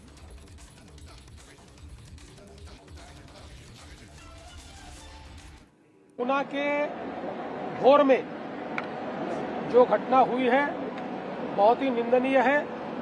3-3.5 साल की मासूम बच्ची के साथ 65 साल के व्यक्ति ने कुकर्म भी किया और उस छोटी सी बच्ची को मौत के घाट भी उतारा गया है। आरोपी को गिरफ्तार किया गया है। उसके खिलाफ फास्ट ट्रैक कोर्ट में मुकदमा चलाया जाएगा और हम मांग करेंगे कि इस प्रकार के आरोपी को मृत्युदंड की सजा मिले। पुणे के भोर में जो घटना हुई है बहुत ही निंदनीय है। 3-3.5 साल की मासूम बच्ची के साथ 65 साल के व्यक्ति ने कुकर्म भी किया और उस छोटी सी बच्ची को मौत के घाट भी उतारा गया है। आरोपी को गिरफ्तार किया गया है। उसके खिलाफ फास्ट ट्रैक कोर्ट में मुकदमा चलाया जाएगा और हम मांग करेंगे कि इस प्रकार के आरोपी को मृत्युदंड की सजा मिले। All right, viewers, now my colleague Revati joins me with more details. Revati, it's a horrific case that had come to light from Pune. A 4-year-old girl sexually abused and then killed, allegedly stoned to death, in fact, by the 65-year-old man. Now we're looking at some action as this accused has been sent to 5 days of police custody. Give us more details. Right, as you rightly mentioned, this is a horrifying incident and also a heart-wrenching incident which has happened in Pune's Bor Taluka in Nasrapur village, where a 65-year-old man, mind you, a 65-year-old man who is also a history sheeter, has sexually assaulted a 4-year-old girl. And this didn't stop here. He also crushed her head with a stone, with a rock, and which led to major injuries. And then she succumbed to her injuries. Her lifeless body was found in the cattle shed in the cattle food when this all incident came to light. And also the CCTV footage of this very incident came to light when the incident was reported to the police. Within 1 hour, the accused was arrested. But the more shocking detail is that this person, the 65-year-old accused, is a history sheeter. Also, before this, a POCSO case was registered against him in 2015. And also in 1998, a sexual harassment case was registered, yet he was roaming free in Bor village. According to the information given by police, he is a daily wager working in the adjacent areas of Bor and in Bor. So as of now, 5 days police custody has been given by the Pune court in this particular matter. So it will be important to see that what actions are taken as in this particular case, sections of POCSO Act are also being registered against him. Over to you. All right, Revati will continue to track all the legal developments coming to light in this case. And now, viewers, in fact, this is a horrifying case that has come to light from Pune.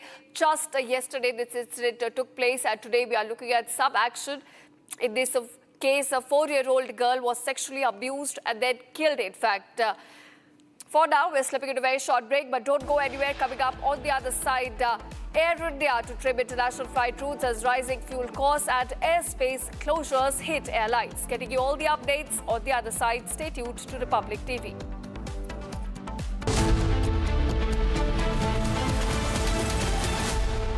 प्यास बुझाए ठंडक लाए सबको भाई जीरा से MDH का जलजीरा जीरा से जीरा से असली रिफ्रेशिंग, असली स्वाद, असली मजा।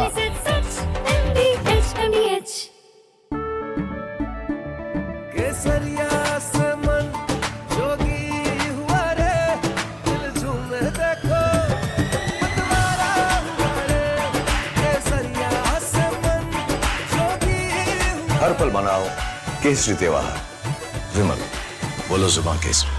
थोड़े में ज्यादा स्वाद यही तो है इसकी खास बात। वाओ मामा क्या स्वाद है, अरे मेरे राजा।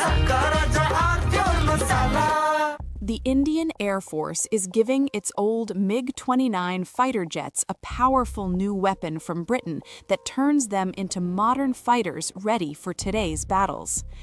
MiG-29s first came to India in the 1980s, have flown many missions along the tough borders with China and Pakistan.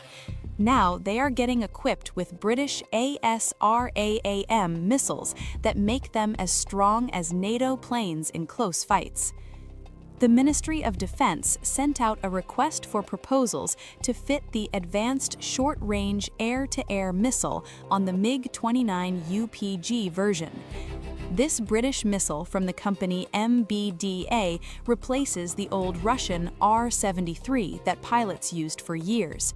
The R-73 could only reach targets 10 to 15 kilometers away, which forced pilots to fly too close to the enemy and take big risks.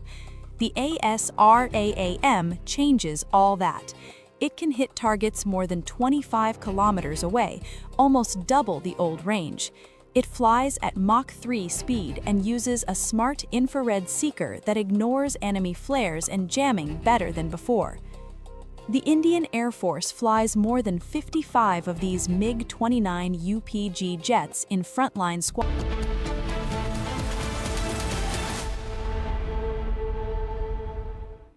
Now, welcome viewers. A mother and a 4-year-old kid perished in a tragic boat accident on Narmada River close to Madhya Pradesh's Bargi Dam.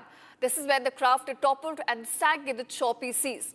When rescuers found their remains the next morning, they saw that the mother was still holding her child tightly in a last-ditch effort to keep him safe.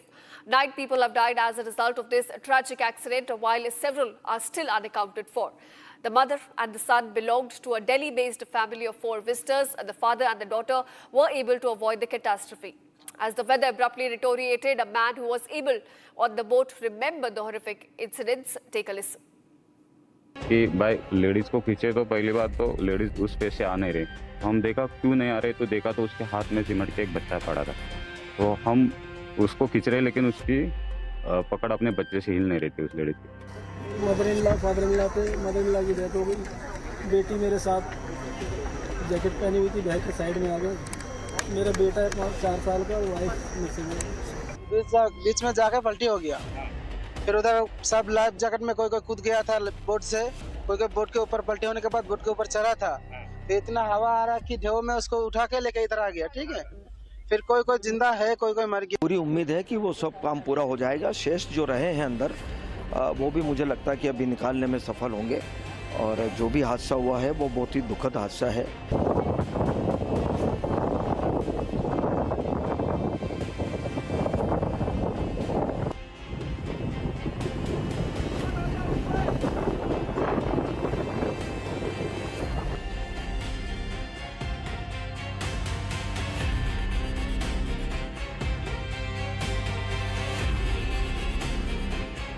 आज पहले देखा था, सबसे पहले हम लोग इधर खड़ा था, जो हवा चल रहा था, फिर नाव इधर था, फिर नाव वाला को बोला कि इधर के खड़ा हो जाओ, वो लोग नहीं सुना, फिर वापस जा रहा था, फिर नाव बीच में जाके पलटी हो गया, फिर उधर सब लाइफ जैकेट में कोई कूद गया था बोट से, कोई बोट के ऊपर पलटी होने के बाद बोट के ऊपर चढ़ा था, फिर इतना हवा आ रहा कि ढेउ में उसको उठा के लेके इधर आ गया। ठीक है, फिर कोई जिंदा है, कोई मर गया। हम लोग लगभग 15 या 16 आदमी को निकाला, बचाया जिंदा, और 5-6 आदमी को मर गया, वो भी निकाला, फिर हॉस्पिटल लेके गया, जो जिंदा था उसको हॉस्पिटल लेके गया, और जो लाश है वो लेके गया शायद।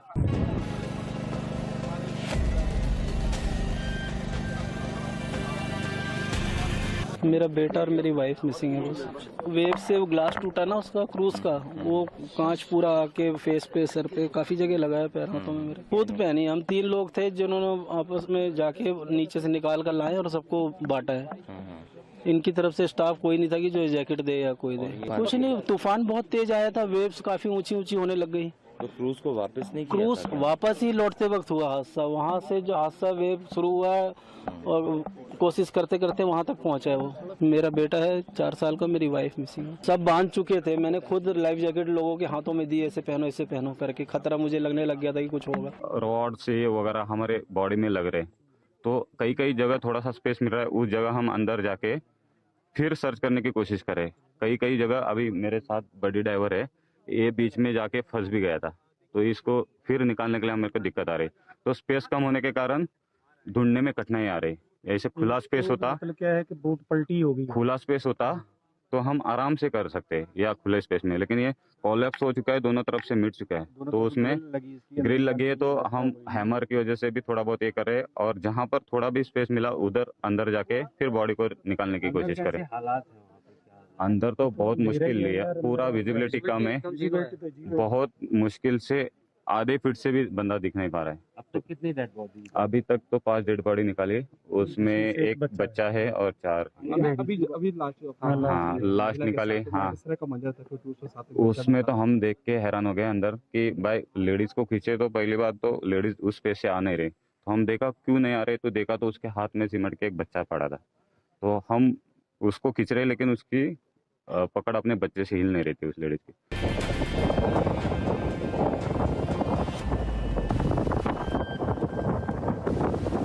बरगी हादसे में अभी तक जो है मेडिकल कॉलेज हॉस्पिटल में 9 बॉडी, जिनमें 8 महिलाएं और 1 बच्चे हैं, जो यहाँ पीएम के लिए हमारे पास आ चुकी हैं। हमने जो है इसके लिए पीएम पंचनामा कार्रवाई के लिए डॉक्टर से भी प्रॉपर कोऑर्डिनेट करके डॉक्टर्स को भी बुला लिया है, और हमारी 2-3 थानों की टीमें यहाँ पीएम पंचनामा कार्रवाई के लिए लगी हुई हैं, इससे परिजनों को कोई भी समस्या ना हो। जैसा कि आप सभी देख रहे हैं कि यहाँ की परिस्थितियाँ कितनी कठिन है, और चूंकि रात में बारिश का भी वो था, बारिश का मौसम था, काफ़ी बारिश भी हुई, तो रेस्क्यू टीम को काम करने में काफ़ी दिक्कतों का सामना करना पड़ा। अंधेरा भी था, लेकिन हमने आजकल लाइट और अन्य जो हमारे उपकरण हैं उनके माध्यम से सर्च अभियान जारी रखा। हमने जो पोकलैंड मशीन और क्रेन के माध्यम से करीब जो 80 फुट पे बोट थी उसको हमने जो है खींच करके करीब 20 फुट पे लाए। उसके बाद आज सुबह जब हमारी एनडीआरएफ और आर्मी की टीमें आई तो उनके माध्यम से हमने डीप डाइविंग करी, जिसके माध्यम से हमने करीब 5 डेड बॉडी को रिकवर किया है।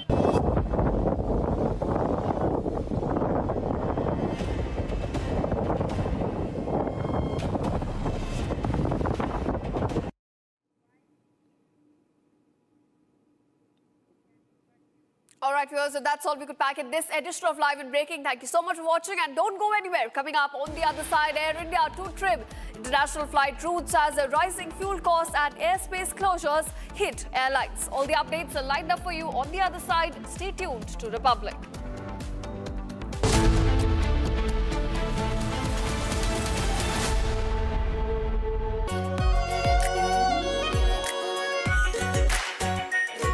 Pure shahi paneer masala, delicious, healthy everyday.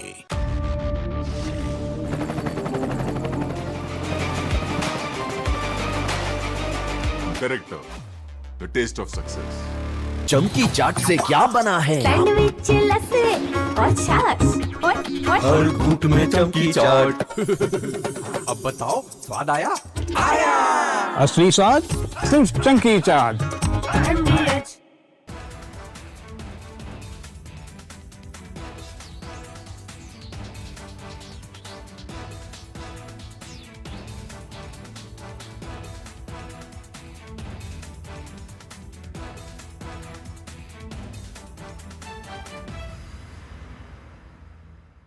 The Indian Air Force is giving its old MiG-29 fighter jets a powerful new weapon from Britain that turns them into modern fighters ready for today's battles. MiG-29s first came to India in the 1980s, have flown many missions along the tough borders with China and Pakistan. Now they are getting equipped with British ASRAAM missiles that make them as strong as NATO planes in close fights. The Ministry of Defense sent out a request for proposals to fit the Advanced Short-Range Air-to-Air Missile on the MiG-29 UPG version. This British missile from the company MBDA replaces the old Russian R-73 that pilots used for years. The R-73 could only reach targets 10 to 15 kilometers away, which forced pilots to fly too close to the enemy and take big risks. The ASRAAM changes all that. It can hit targets more than 25 kilometers away, almost double the old range. It flies at Mach 3 speed and uses a smart infrared seeker that ignores enemy flares and jamming better than before. The Indian Air Force flies more than 55 of these MiG-29 UPG jets in frontline squadrons. These planes guard the northern and western borders day and night. Earlier upgrades added new radars, engines, and digital cockpits, but the short-range missiles stayed old. Now the ASRAAM brings fire-and-forget technology. Once the pilot locks on and fires, the missile finds the target on its own, even if the jet turns away to dodge enemy fire. It also works with helmet-mounted displays, so the pilot can just look at the enemy plane. Coming up on the other side, Air India to trim international flight routes as rising fuel costs and airspace closures hit airlines. All the updates are lined up for you viewers on the other side. Stay tuned to Republic TV.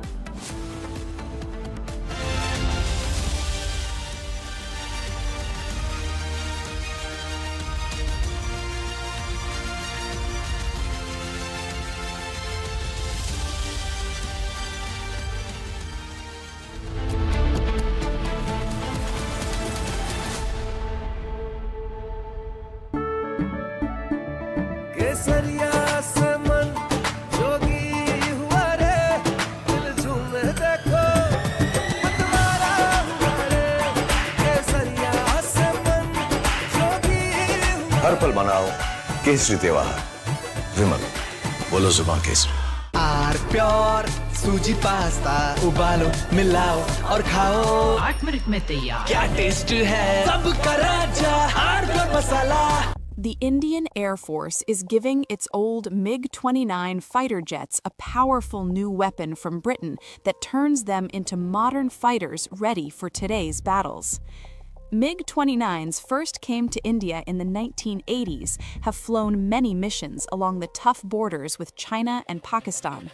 Now they are getting equipped with British ASRAAM missiles that make them as strong as NATO planes in close fights. The Ministry of Defense sent out a request for proposals to fit the Advanced Short-Range Air-to-Air Missile on the MiG-29 UPG version. This British missile from the company MBDA replaces the old Russian R-73 that pilots used for years. The R-73 could only reach targets 10 to 15 kilometers away, which forced pilots to fly too close to the enemy and take big risks. The ASRAAM changes all that. It can hit targets more than 25 kilometers away, almost double the old range. It flies at Mach 3 speed and uses a smart infrared seeker that ignores enemy flares and jamming better than before. The Indian Air Force flies more than 55 of these MiG-29 UPG jets in frontline squadrons. These planes guard the northern and western borders day and night. Earlier upgrades added new radars, engines, and digital cockpits, but the short-range missiles stayed old. Now the ASRAAM brings fire-and-forget technology. Once the pilot locks on and fires, the missile finds the target on its own, even if the jet turns away to dodge enemy fire. It also works with helmet-mounted displays, so the pilot can just look at the enemy plane through the visor and the missile follows the eyes. This high off-bore sight ability lets the jet attack from strange angles without turning the whole plane first. This upgrade matters a lot because the region stays tense. Pakistan flies JF-17 jets with modern PL-10 missiles that reach farther and lock on quicker.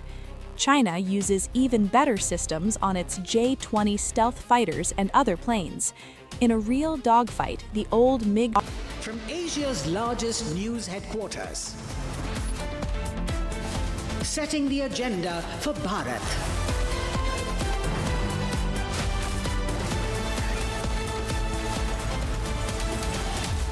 You're watching Republic.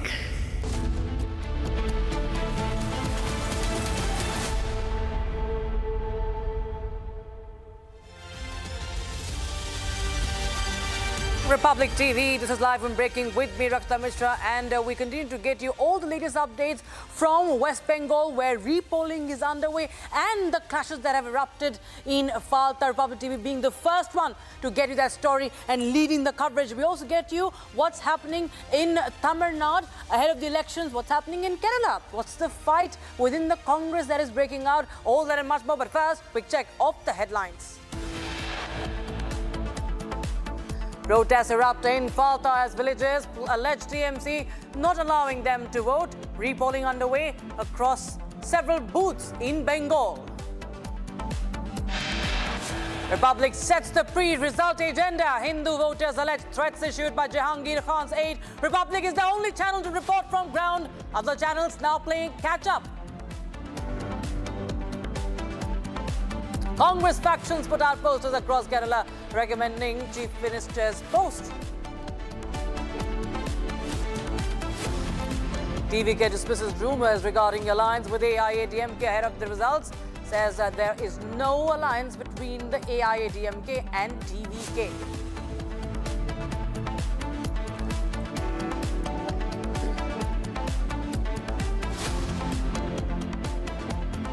Air India to trim international flight routes as rising fuel costs and airspace closures hit airlines.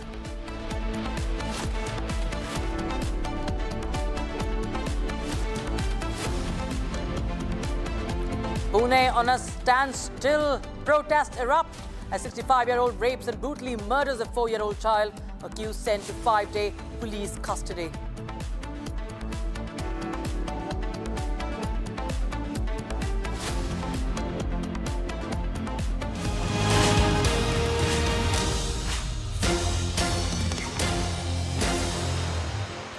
All right, viewers, we start with news coming in from Kerala, where the Congress factions, different Congress factions, have put out posters for their own choice of Chief Minister.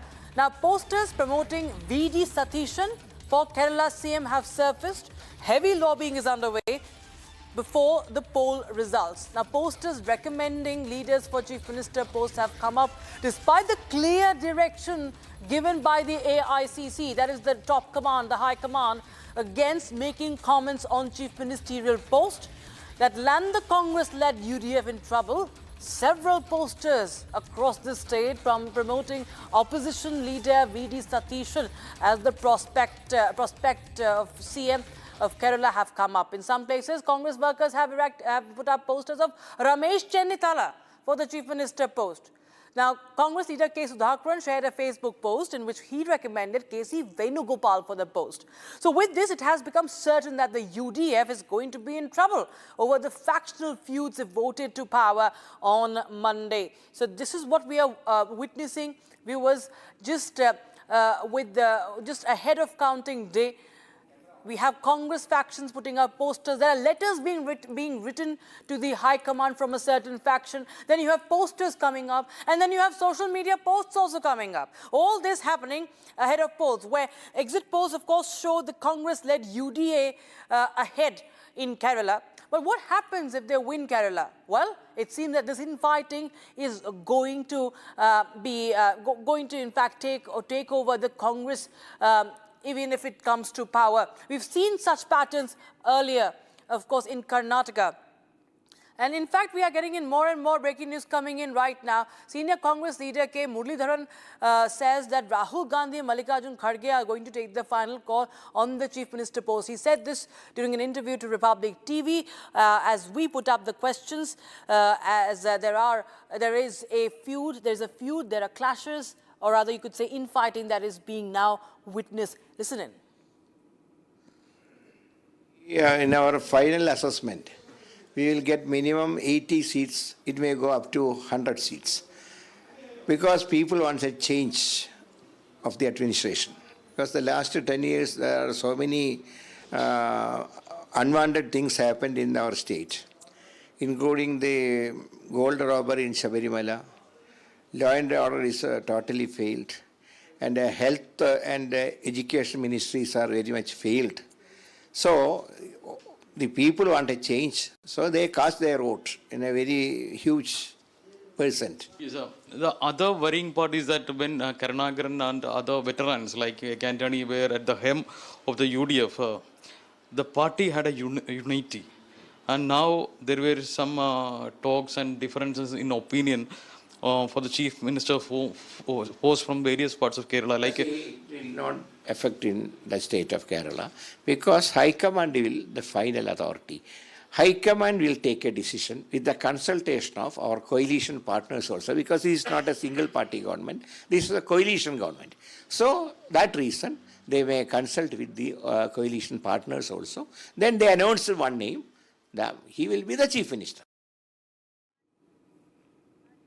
Shifting focus to West Bengal, where exit polls for the assembly elections released on Wednesday have pointed at a sharply divided verdict, projections suggesting a tight, high-voltage contest between the two rivals, the BJP and the TMC. Now, poll of polls indicate the marginal edge to the BJP, but what's really the number game here, and what are the factors in the run-up to the counting day that we're looking at? It's a report. Exit polls for the 2026 West Bengal Assembly elections on Wednesday pointed to a sharply divided verdict, with most projections giving BJP an edge. A neck-and-neck fight between the two main contenders are being projected. 145 seats each for the BJP and the TMC in the 294-member assembly, with others expected to win around 4 seats. The 2026 contest has been shaped by a high-voltage fight between the Trinamool Congress led by Banerjee and the BJP.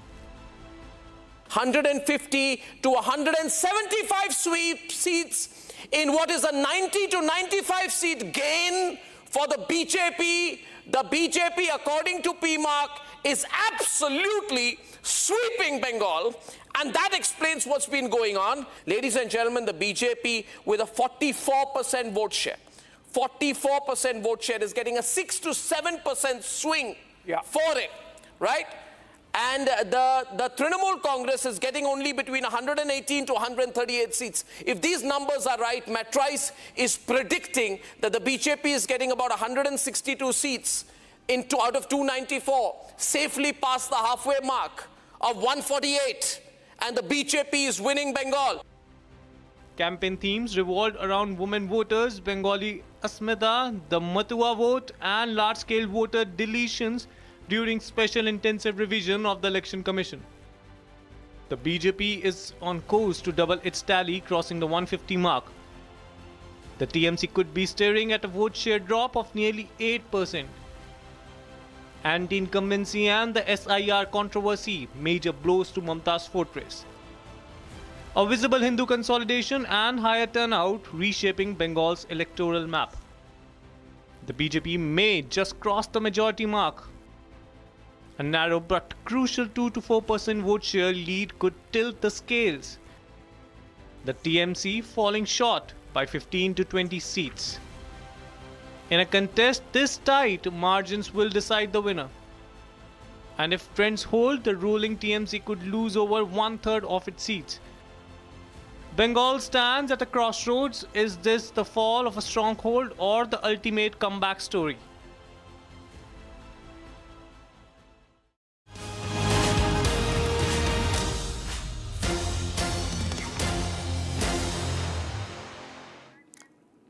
All right, we also have breaking news coming in now from Tamil Nadu. TVK leader Adhav Arjuna has clarified that there are no alliance talks happening with AIADMK. In fact, he goes on to say that no AIADMK or the left parties are approaching the TVK for the alliance. So this is Vijay's deputy speaking, viewers, and he says he's ruled out any talks. That's what he's saying now. And no talks, no alliance talks with the AIADMK. So we've seen that there has been, what we've seen amongst the TVK leaders, they've exuded confidence and they have refused that, time and again they've refused that there would be any alliance. Just listen in, viewers, to this conversation. With the election counting nearing in Tamil Nadu, we are joined by the DMK spokesperson, Elangovan.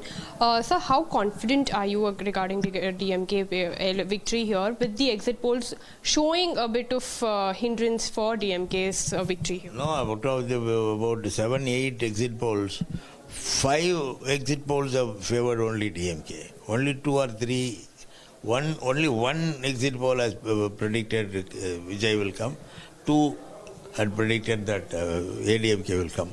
But rest of the remaining exit polls have only predicted that DMK is going to sweep. They will get at least 160 seats. That is the prediction they have got. So we are confident. We have performed for the last 5 years.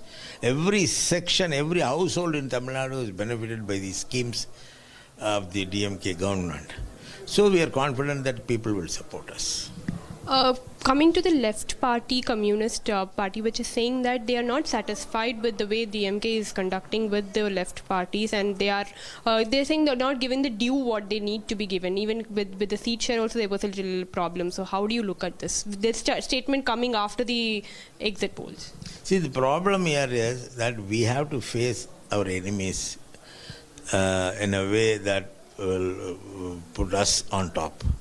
So the communist parties are with us for quite some time. Even since 1967 they were with us. So they cannot be our enemies, they are our friends. In between there may be small issues, but it is all settled. They are with us now. But since we are facing elections, we have to follow a strategy which will defeat the oppositions. So in that matter, they think that they are left out and some other parties are given importance. It's not like that. We are communists and communist parties are with us. DMK, our leader will say that if I have not seen my founder leader Anna, I would have been a communist. So that much of communist policies that the DMK is attached to, and we are following it. Another alliance, VCK, Tirumavalan, was also saying that though he's confident that DMK would win, but there are some reservations that he also stated while saying that maybe Vijay can come or something like that. So how do you look at this? No, we are confident because we were the incumbent government and we have performed well and all sections of the people are happy with our performance. They will vote for us. That is the DMK spokesperson, where he's saying that though there are exit polls that might favor Vijay or other party as well, but they are confident that their efforts for the last 5 years will be fruitful for this term election as well. And Sharda joined us live in the broadcast. From Sharda, what's really going on behind the scenes? Is it really the fact that there have been no attempts at forging a post-poll alliance as far as the TVK and AIDMK is concerned? And what is it really that the TVK is so confident that they do not want to seek any alliance? Well, it's not just the TVK, Rakshita, it's all the three parties, TVK, DMK and the AIDMK, who is very confident that they will win majority number of seats to form the government. The majority number of seats that's required is 118, and every party is confident that they'll win at least 140 seats out of the 234 this time in the elections. So, as of now, no parties have come forward to speak about the post-poll alliance. Well, there were news and rumors that the AIDMK and the TVK will join hands. TVK leaders have abruptly stated that there is no plans of an alliance with the AIADMK, directly quoted the BJP, the ideological enemy who's part of the AIADMK ally, and that they would not go hand in hand with the AIADMK. So even now there is no talks for the post-poll alliance. However, there is a situation that will come up when DMK, if in case does not get a single-hand majority, that they have to rely on the alliance parties, then the question rises with the post-poll alliance whether the left ally parties who have started to complain about the DMK might go behind and go join with the TVK or the AIADMK, which in turn might give the majority number of seats. So this time, the elections in Tamil Nadu is not a clean sweep for any of the three parties, but a question in place if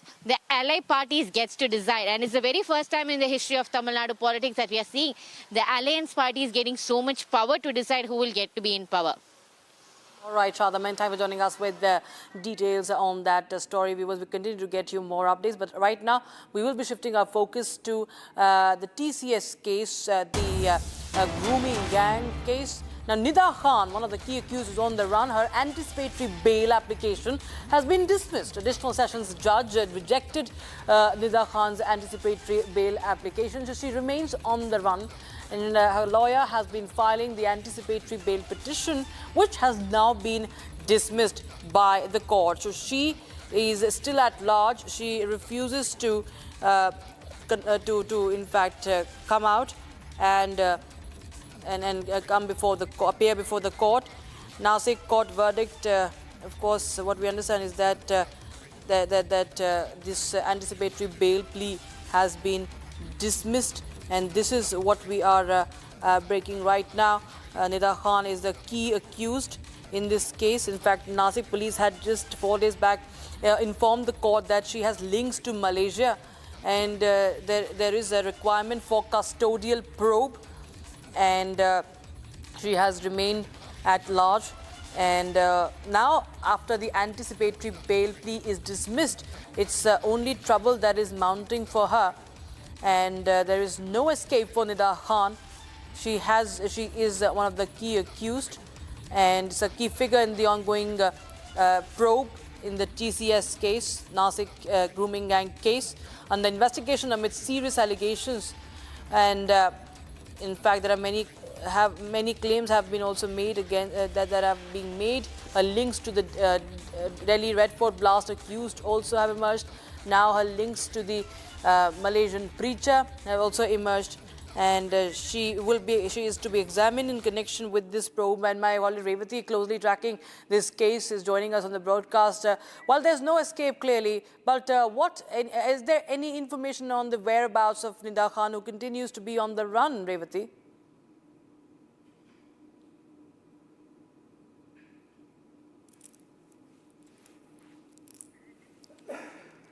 I think we have lost the connection with Revati. Well, we'll just try and get more details on that.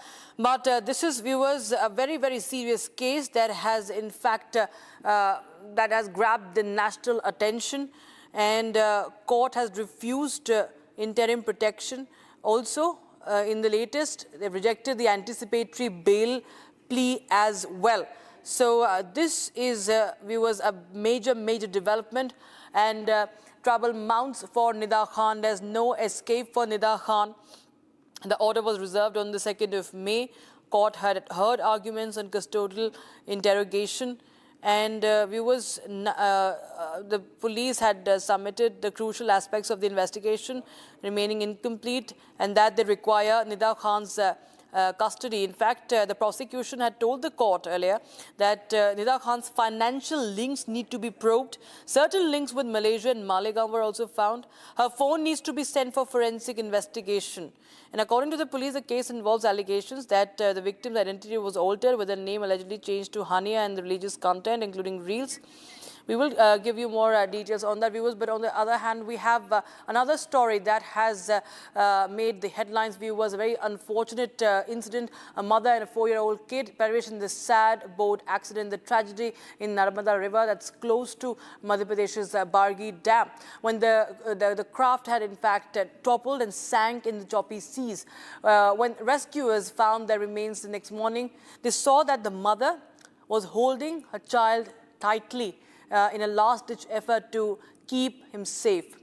9 people have died as a result of this tragedy, and several others could be unaccounted for. The mother and the son belong to the Delhi-based family of 4 visitors.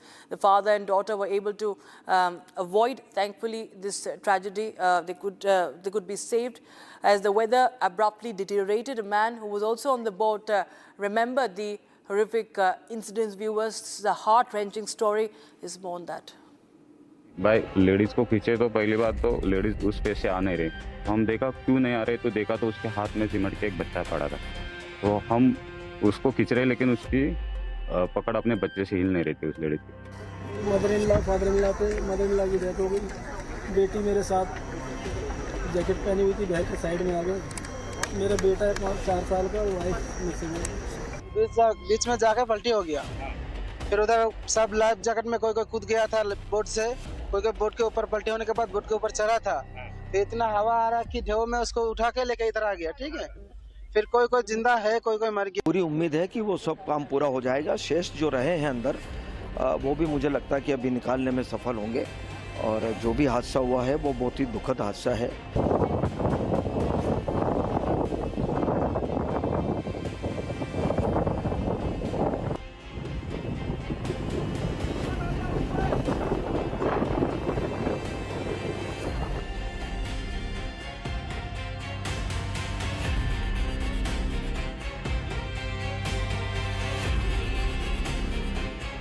आज पहले देखा था, सबसे पहले हम लोग इधर खड़ा था, जो हवा चल रहा था, फिर नाव इधर था, फिर नाव वाला को बोला कि इधर के खड़ा हो जाओ, वो लोग नहीं सुना, फिर वापस जा रहा था, फिर नाव बीच में जाकर पलटी हो गया, फिर उधर सब लाइफ जैकेट में कोई कूद गया था बोट से, कोई बोट के ऊपर पलटी होने के बाद बोट के ऊपर चढ़ा था, तो इतना हवा आ रहा कि ढेउ में उसको उठा के लेके इधर आ गया। ठीक है, फिर कोई जिंदा है, कोई मर गया। हम लोग लगभग 15 या 16 आदमी को निकाला, बचाया जिंदा, और 5-6 आदमी को मर गया, वो भी निकाला, फिर हॉस्पिटल लेके गया, जो जिंदा था उसको हॉस्पिटल लेके गया, और जो लाश है वो लेके गया से।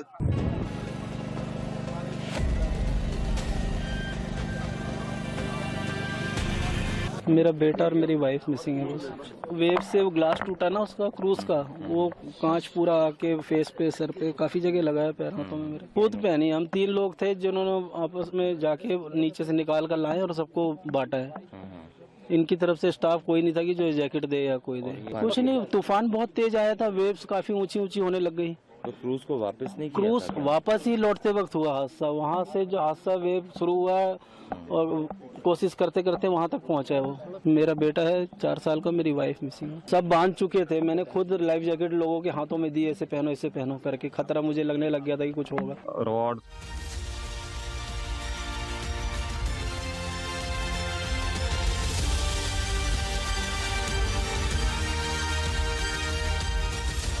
Join International Institute of Hotel Management. Call 983-10-50,000. थोड़े में ज्यादा स्वाद, ये तो है इसकी खास बात। वाओ मामा, क्या स्वाद है। अरे मेरे राजा, राजा और प्योर मसाला,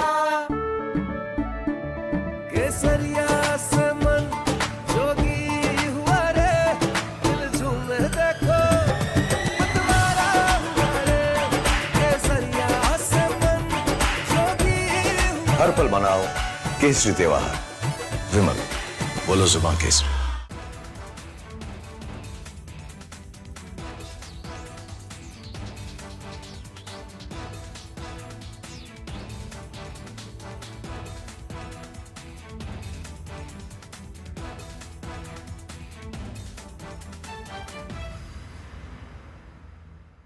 The Indian Air Force is giving its old MiG-29 fighter jets a powerful new weapon from Britain that turns them into modern fighters ready for today's battles.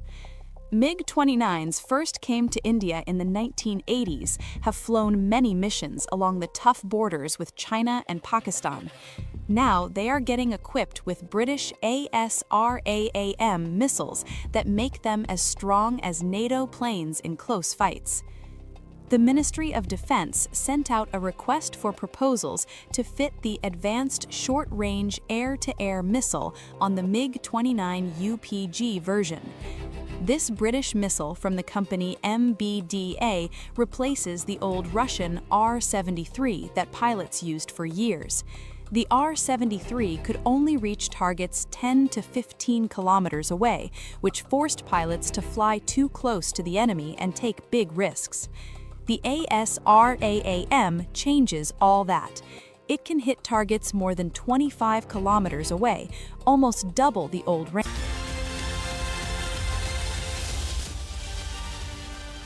चमकी चाट से क्या बना है? आलू चाट या फ्रूट चाट, स्वाद बढ़ाए चमकी चाट। क्या बात है? स्वादिष्ट पकोड़े और बरसान, अरे चमकी चाट है इसकी जान। असली स्वाद सिर्फ चमकी चाट।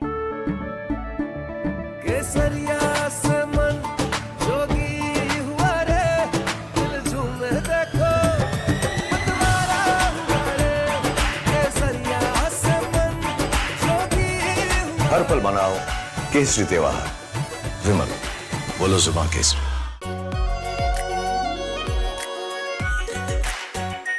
Are pure shahi paneer masala, delicious, healthy everyday. The Indian Air Force is giving its old MiG-29 fighter jets a powerful new weapon from Britain that turns them into modern fighters ready for today's battles. MiG-29s first came to India in the 1980s, have flown many missions along the tough borders with China and Pakistan. Now they are getting equipped with British ASRAAM missiles that make them as strong as NATO planes in close fights. The Ministry of Defense sent out a request for proposals to fit the Advanced Short-Range Air-to-Air Missile on the MiG-29 UPG version.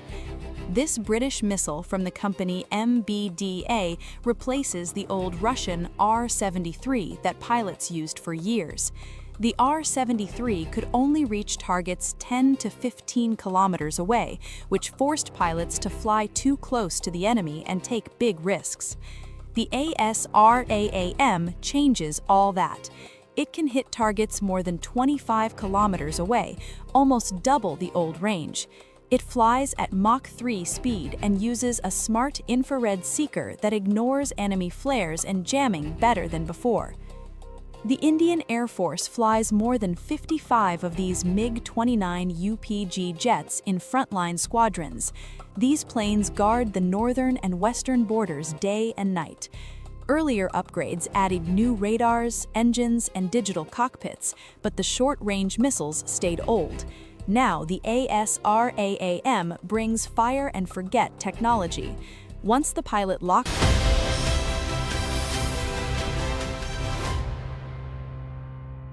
Just a few lines about Mr. Palit. Mr. Palit is a leading expert in energy policy and sustainable development with over 2 decades of experience in the sector. He currently serves as the head of the Chintan Research Foundation, where he leads research on energy access, clean energy transition, and infrastructure policy. He has previously worked with the Energy and Resources Institute, contributing to national and international projects on rural electrification, renewable energy, and inclusive energy systems. His work has focused on bridging policy and implementation, particularly in developing sustainable and scalable energy solutions for India and other emerging economies. Please join me in welcoming Dr. Debajit Palit on stage. He will be accompanied or interviewed by Rakshita Mishra, my colleague. Rakshita and Mr. Palit, please be on stage. Thank you.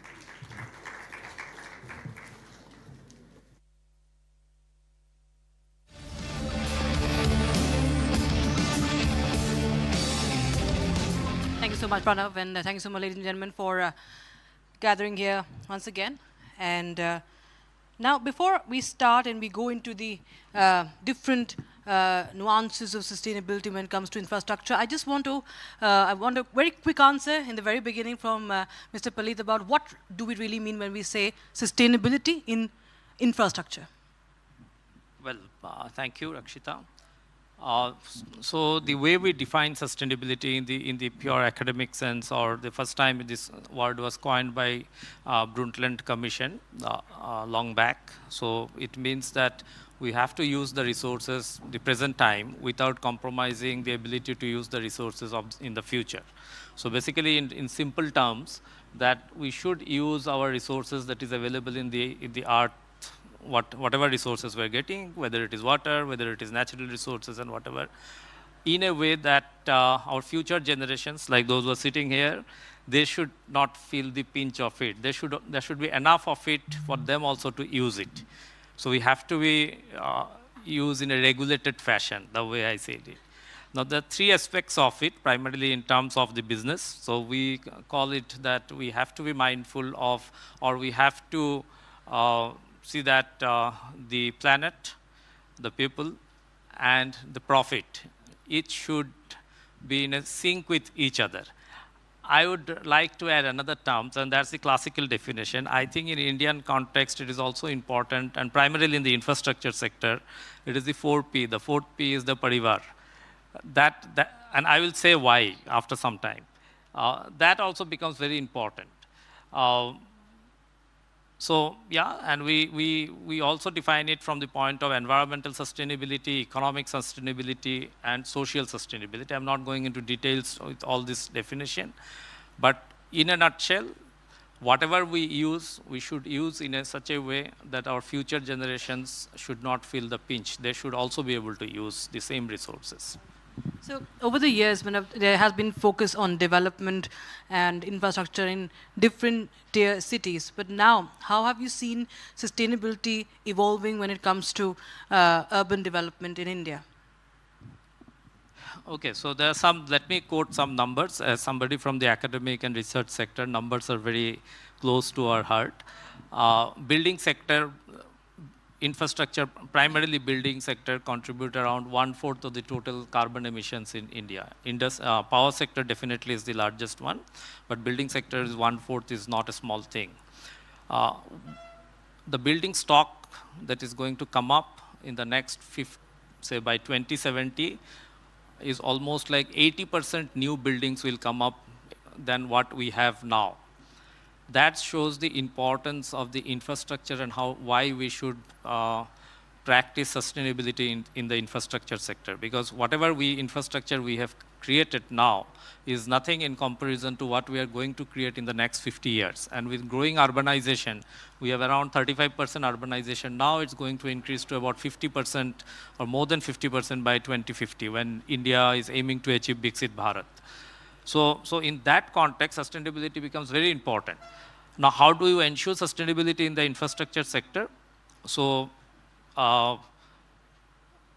using materials which are low carbon. For example, whatever carbon emission is happening, the 25% that I just mentioned, out of that almost 80 to 90% is contributed by steel and cement. So if we can manufacture steel and cement in a greener way, then that directly contributes to the sustainability. Bricks, if we in bricks, if we use hollow bricks, or there are now models by which you can insulate your walls in hot tropical climate by putting bricks and insulator in between the bricks while constructing your wall. So that helps in reducing your AC load. Now, why it is important to reduce your AC load or the heating load? India is a tropical country. last week of April, we had around 260 gigawatt of demand. And every year, the heating temperature, the temperature is increasing. So we had around 42 degrees Celsius in Delhi in April, which normally is the temperature by end of May. Now, the way the heating is happening, unless we start constructing buildings in a more sustainable way, taking all these things into account, we don't know how we are going to meet the heating, the cooling load in the future. So what really are the challenges that you would say as far as keeping up with sustainability is concerned, and when we link it to rapid urbanization as we are witnessing around us? I think the most important challenge is that we have to acknowledge that infrastructure sector also needs sustainability aspects. We might think that because cost is a very important parameter. So what we are looking at is the initial capital cost. So if we introduce all the sustainability features, maybe the cost might increase by 10 to 15%. We have to, as somebody who will buy a house, I have to be ready to pay for it, the additional amount. But I also have to be ensured that, or rather the infrastructure developer, they have to ensure that they have to convince me, because over a period of time, this cost is, if I take the life cycle cost, then it is not costly. Because I save a lot in say, not having high, using sustainable materials, my room temperature will be lower. So I don't need a heating, the cooling load, an extra cooling load. So my electricity bill will be reduced. Or for that matter, if in building complexes, say, you have the parking space. Now, instead of the parking space in the ground floor, or you can have a basement parking, and the ground floor can be utilized for greenery. Say, putting up grasses and other things. So your microclimate within the building, the temperature will not rise, because the grasses will absorb the heat, and it will not reflect the heat. So overall, it is going to help you in the long term. So these are things which we have to understand, and we have to take cognizance of these things while designing any buildings or designing any infrastructure. Let me give a classic example of the AI infrastructure. We are going ahead large scale in AI and data center. But the data center, they have to be cooled. So the microclimate within the data center, the temperature is always 2 to 3 degrees more, and we have now cases from Pune and Mumbai where this thing is very clearly coming out. Now, instead of constructing a data center, for example, I stay in Noida. It's almost during summertime, temperature rises to around 47 degrees Celsius. With a data center in Noida, the temperature might increase. The microclimate within that might increase to more than 50 degrees Celsius. So instead of Noida, can I have a data center in some places near to, say, maybe in the hills, right? So already the microclimate is cool, so you don't have to use more cooling load for the data center. So these are things which I think needs to be incorporated into the policies, and also as somebody who is investing in data center should also take all these things into account. Are the policies you feel supportive, or there's lots that can be done? Well, lot can be done. The policies are just coming up. The government of India has just announced the tax incentives for data centers. So I think instead of giving tax incentives to everybody, maybe some aspects of sustainability can be included, and government can nudge that, okay, your incentives might be more if you follow the sustainability practices. Investment is very important. Growth is very important for a country like India, but at the same time, sustainability should also be given the due importance. But growth should be balanced. The infrastructure growth should also be balanced. If we talk about the circular economy, if you see, how do you think that can play a role, in sustainability when it comes to infrastructures? I think circular economy is a must for any new infrastructure that is being created. You need a lot of water. So how can you recycle the water within the complex itself? So the gray water that you are generating could be used for maybe for gardening, maybe for other flushing and other purposes. So how do you inbuild those things into the system? You generate a lot of waste materials. Can you produce enough, say you can produce gas compressed biogas or something like that, which can be used for some other purposes, and you try to become self-sufficient. That means if a building try to become self-sufficient, at least to some extent, instead of getting energy from outside. So I think these are things which should be inbuilt into the construction phase. Let me give an example here. So I am just reading newspaper this morning only in case of Gurgaon. So the Gurgaon, one of the apartment owners, or rather the complexes, the fire safety certificate has not been provided. Why? Because they have put up charging infrastructure, electric vehicle charging infrastructure in the basement. Maybe it is a problem, but not giving a fire safety will not solve the problem, because otherwise where they will put up a EV charging. So we also need electric vehicle, right? Now somewhere you have to charge it. Now where do we charge it? Then if you're not allowing the basement, so at least you can have better standards available now, which allows in the basement the charging infrastructure. So I think it is important that different ministries have to sit together, or departments have to sit together, work towards finding a solution where we can have such aspects inbuilt into the system. Right, sir. But can you give examples of, sustainability when it comes to infrastructure, when it comes to real estate in cities like Mumbai or even Delhi? Some of the projects that you can highlight that actually show that sustainability is being taken care of in such projects. Absolutely. So nowadays, there are some rating systems available which provides rating for buildings which follow sustainability principles. For example, the Ministry of New and Renewable Energy, they have a rating system by the name of Griha, where you can get a building Griha rated 5-star or 4-star depending on how much sustainability things you have incorporated into the building. There are other rating systems like the IGBC, International Green Building Rating Code. Then there are ECBC guidelines, Energy Conservation Building Code. So buildings should apply for those rating. And once, so there are also benefits to the builder. They get a higher FAR. For if they get their building rated 5-star or something like that. For different star, the FAR is different. So they also benefit out of that process. So those are the things that can be used. One new thing which is coming up in India is the district cooling system. So we are a hot country. We use air conditioner. Every individual houses is an air conditioner, whether or in institutions you have air conditioner. Instead of that, we can now go for district cooling system. The way European countries have district heating system, we can have district cooling system, which is 30% more efficient than using individual air conditioner. So Gift City in Gujarat, in Gandhinagar, so they are using an International School of Business, if I know correctly, in Hyderabad, they are also using this district cooling system.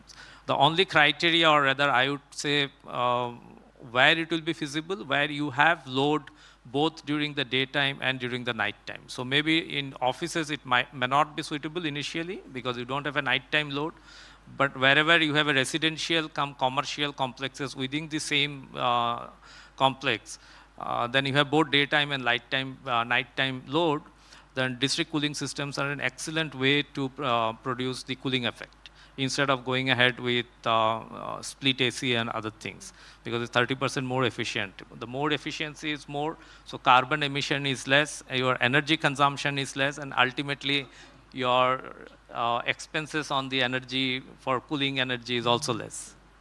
But when it comes to these projects, is the investment on the higher side for someone to understand, what really does it take for the person who's planning this project? It's very important, I think, to have this in mind while you're planning early on. Like we have projects like Dharavi, we have projects like Motilal Nagar also. We've seen in their context also that sustainability being part of early planning stage becomes very, very crucial. Absolutely. So yes, costing is a very important parameter, and and in India it is a very cost-sensitive market. So definitely costing is a very important. I think what different studies show that maybe the cost will increase, the initial cost will increase by 10 to 15%, probably maybe a little more. But I think we can have a different financial mechanism, incentive mechanism, which can address the higher cost initially, and over a period of time you can recover the cost. That's more important. So if you have, say, if you can create instruments in financing instruments where you are incorporating sustainability features, and because of that, if you get some basis point lower cost of capital, I think that can help. And definitely, as I said, FAR is given, the municipalities give higher FAR for Griha rated or ECBC rated buildings with a little lower cost of capital. I think the cost can easily be managed. And what about big infrastructure projects like we have the Navi Mumbai International Airport? It's already functioning, but it's a landmark project. But when it comes to rapid infrastructure expansion, and when you have such major projects in cities like Mumbai, is it that easy when it comes to keeping up with sustainability and development? I think many of the airports in India now are being constructed with sustainability features inbuilt. I don't know, a lot of you may be knowing, Kochi International Airport, they are using solar energy for meeting all their energy needs. Let me give another example. In many of the airports, I think in probably in Navi Mumbai also, they're incorporating it. You have small wind turbines which are being put up near to the runway. So that when the flight lands or takes off, because of the pressure it creates, you can produce energy, electricity using those wind turbines, and the entire runway lighting can be used. You can use that electricity for the entire runway lighting. So there are ways and means, and many of these airports are incorporating those things, these aspects, because at the end of the day, you might invest, and in fact, it is much easier for a big business house or a big infrastructure projects to incorporate sustainability, because they can invest that money and they can easily recover because of lower operational cost. So over a period of time, say 5 to 10 years, they can easily recover the cost, and then it gives you more profit because your operational cost is extremely low as compared to not using sustainability features. So you mean that it pays in the long run? Right. All right. And when you talk about cities, like you mentioned about Gandhinagar, I think, if you talk about Gift City, yes. If you talk about making sustainable, building sustainable cities, there is also a very important factor as far as waste management is concerned. So what is the outlook there? What are the important aspects of that? Well, waste management, as I said, that means whatever waste is generated in the complex, whichever, whether it is a housing complex or an institutional complex, I think it is important that how do you treat that waste within the complex itself. So no waste should go out of the building. That should be the motto. There are ways and means to make what we call wealth out of the waste. That should be done inside the complex. And for example, if there are any organic waste, one, you can produce gas. I just gave an example. You can produce biogas out of that. That gas can be used for, say, either cooking. Maybe the security guards can cook their food there, sufficient for that. Or you can produce fertilizer, organic fertilizer. You can sell that organic fertilizer. The Resident Welfare Association can have another source of income by selling that organic fertilizer. With the government of India giving a lot of importance to organic Bharat now, I think that fertilizer can get easily sold. And in fact, why to sold to outside? In fact, those who are occupying the flat, the residents of that society, they also do gardening.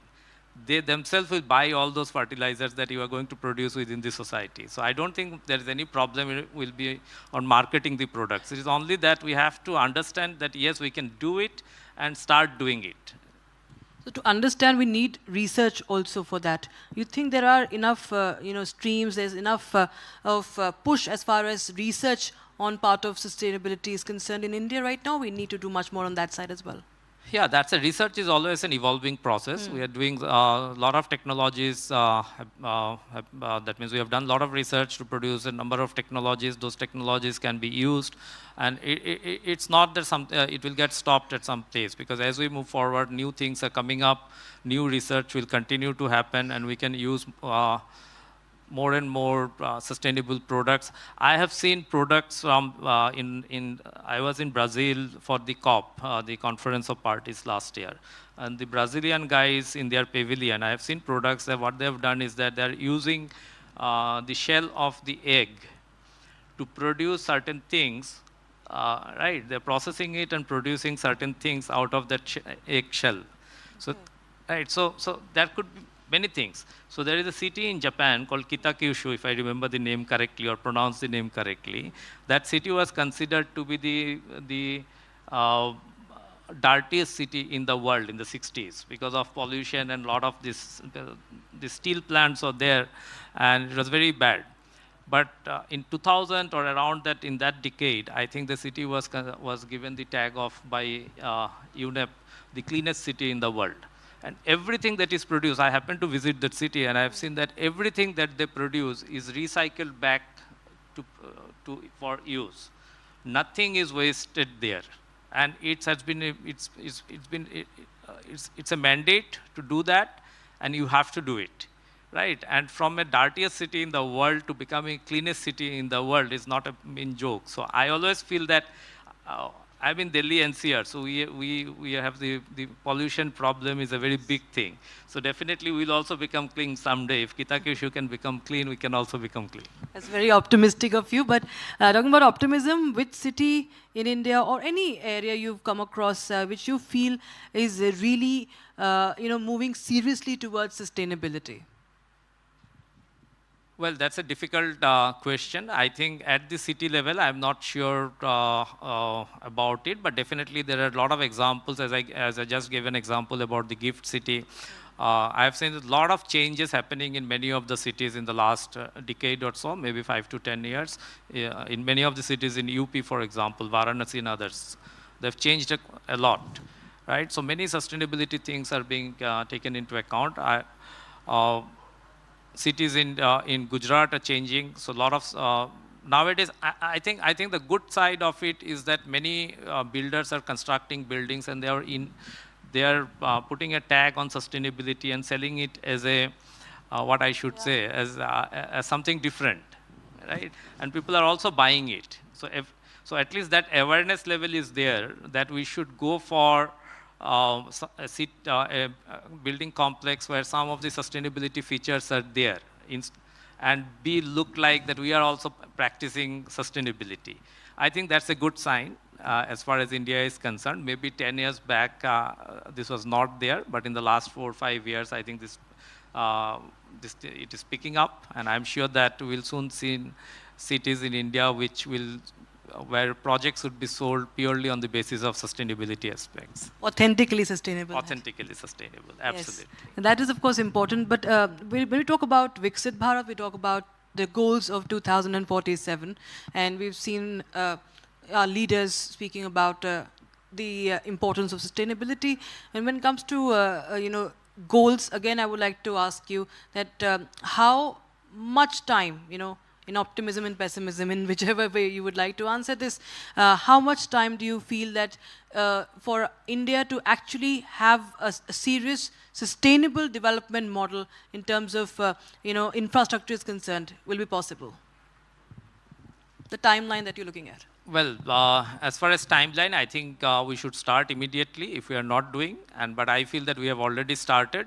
And the Niti Aayog recently released their report for net zero by 2070, and where and of course 2047 Viksit Bharat, where it is very clear that they have also taken into account the sustainability aspects for India to how India will proceed towards net zero. So I think the process has already started with the government completely on board. We recently released, the Government of India recently announced its updated NDC, which also talks about reducing carbon emission from I think 3.5 billion tons of carbon emission by 2035, additional, that is the additional amount. 60% of our infrastructure, the energy infrastructure should be from non-fossil, and 47% emission intensity of GDP, which means that whatever emission you are producing because of your increasing GDP, that will get reduced by 47%, something like that. So all these things do point to the fact that we are already onto it, and it is only a matter of time that we speeden it up and reach our goal as quickly as possible. When we talk about infrastructure, we broadly today, as it's the real estate and infrastructure summit, but it also includes transportation. It also includes, we have the transport infrastructure. So from railways to metro, lines in our metro cities and so on and so forth. Do you see that a lot of investment has gone in on the front of sustainability as well there? Absolutely. So the way I look at it is that so any technology, if we use electricity for running anything, whether it is train or metro or electric car, it is more efficient than burning fossil fuel, basically diesel or petrol or CNG or other things. So what we are doing in India is that we are now increasingly focusing on electrification. So Indian Railways is almost like 99% track has been electrified. That itself is saving a huge amount of diesel. That's one example of sustainability. If we use metro, most of the cities now have metro, and more cities are being covered under metro. So your fuel efficiency will increase. You will carry a number of passengers. This one also, the per capita energy consumption for transport will come down. So these are some of the measures which are being taken. What we have to see is that we have to make a policy coherence on what type of transport we should use in the cities. So electric vehicles probably is a more efficient way of for cities, but we cannot use electric vehicles for long distance freight, long distance truck, right? So there probably we have to move from diesel to LNG. And gradually to green hydrogen. So these are a little bit of policy coherence is necessary, where to decide which sector, what type of technology is best suited for which sector, and accordingly should be incentivized. So that's an area where some work needs to be done so that we follow a better path than what we are following now. Right, sir. So this is, of course, very important as we look towards the goals of sustainability, not just in terms of the tags that we've been, sold many times, but yes, in terms of infrastructure, of course, that is very, very important. And with that, I think we can wrap this conversation. It was really insightful, sir, for giving us examples and making, breaking it down for us, because we talk about these terms so much, but it's important to understand, when it comes to the application and the implementation. Thank you so much, Dr. Debajit Palit. Thanks so much.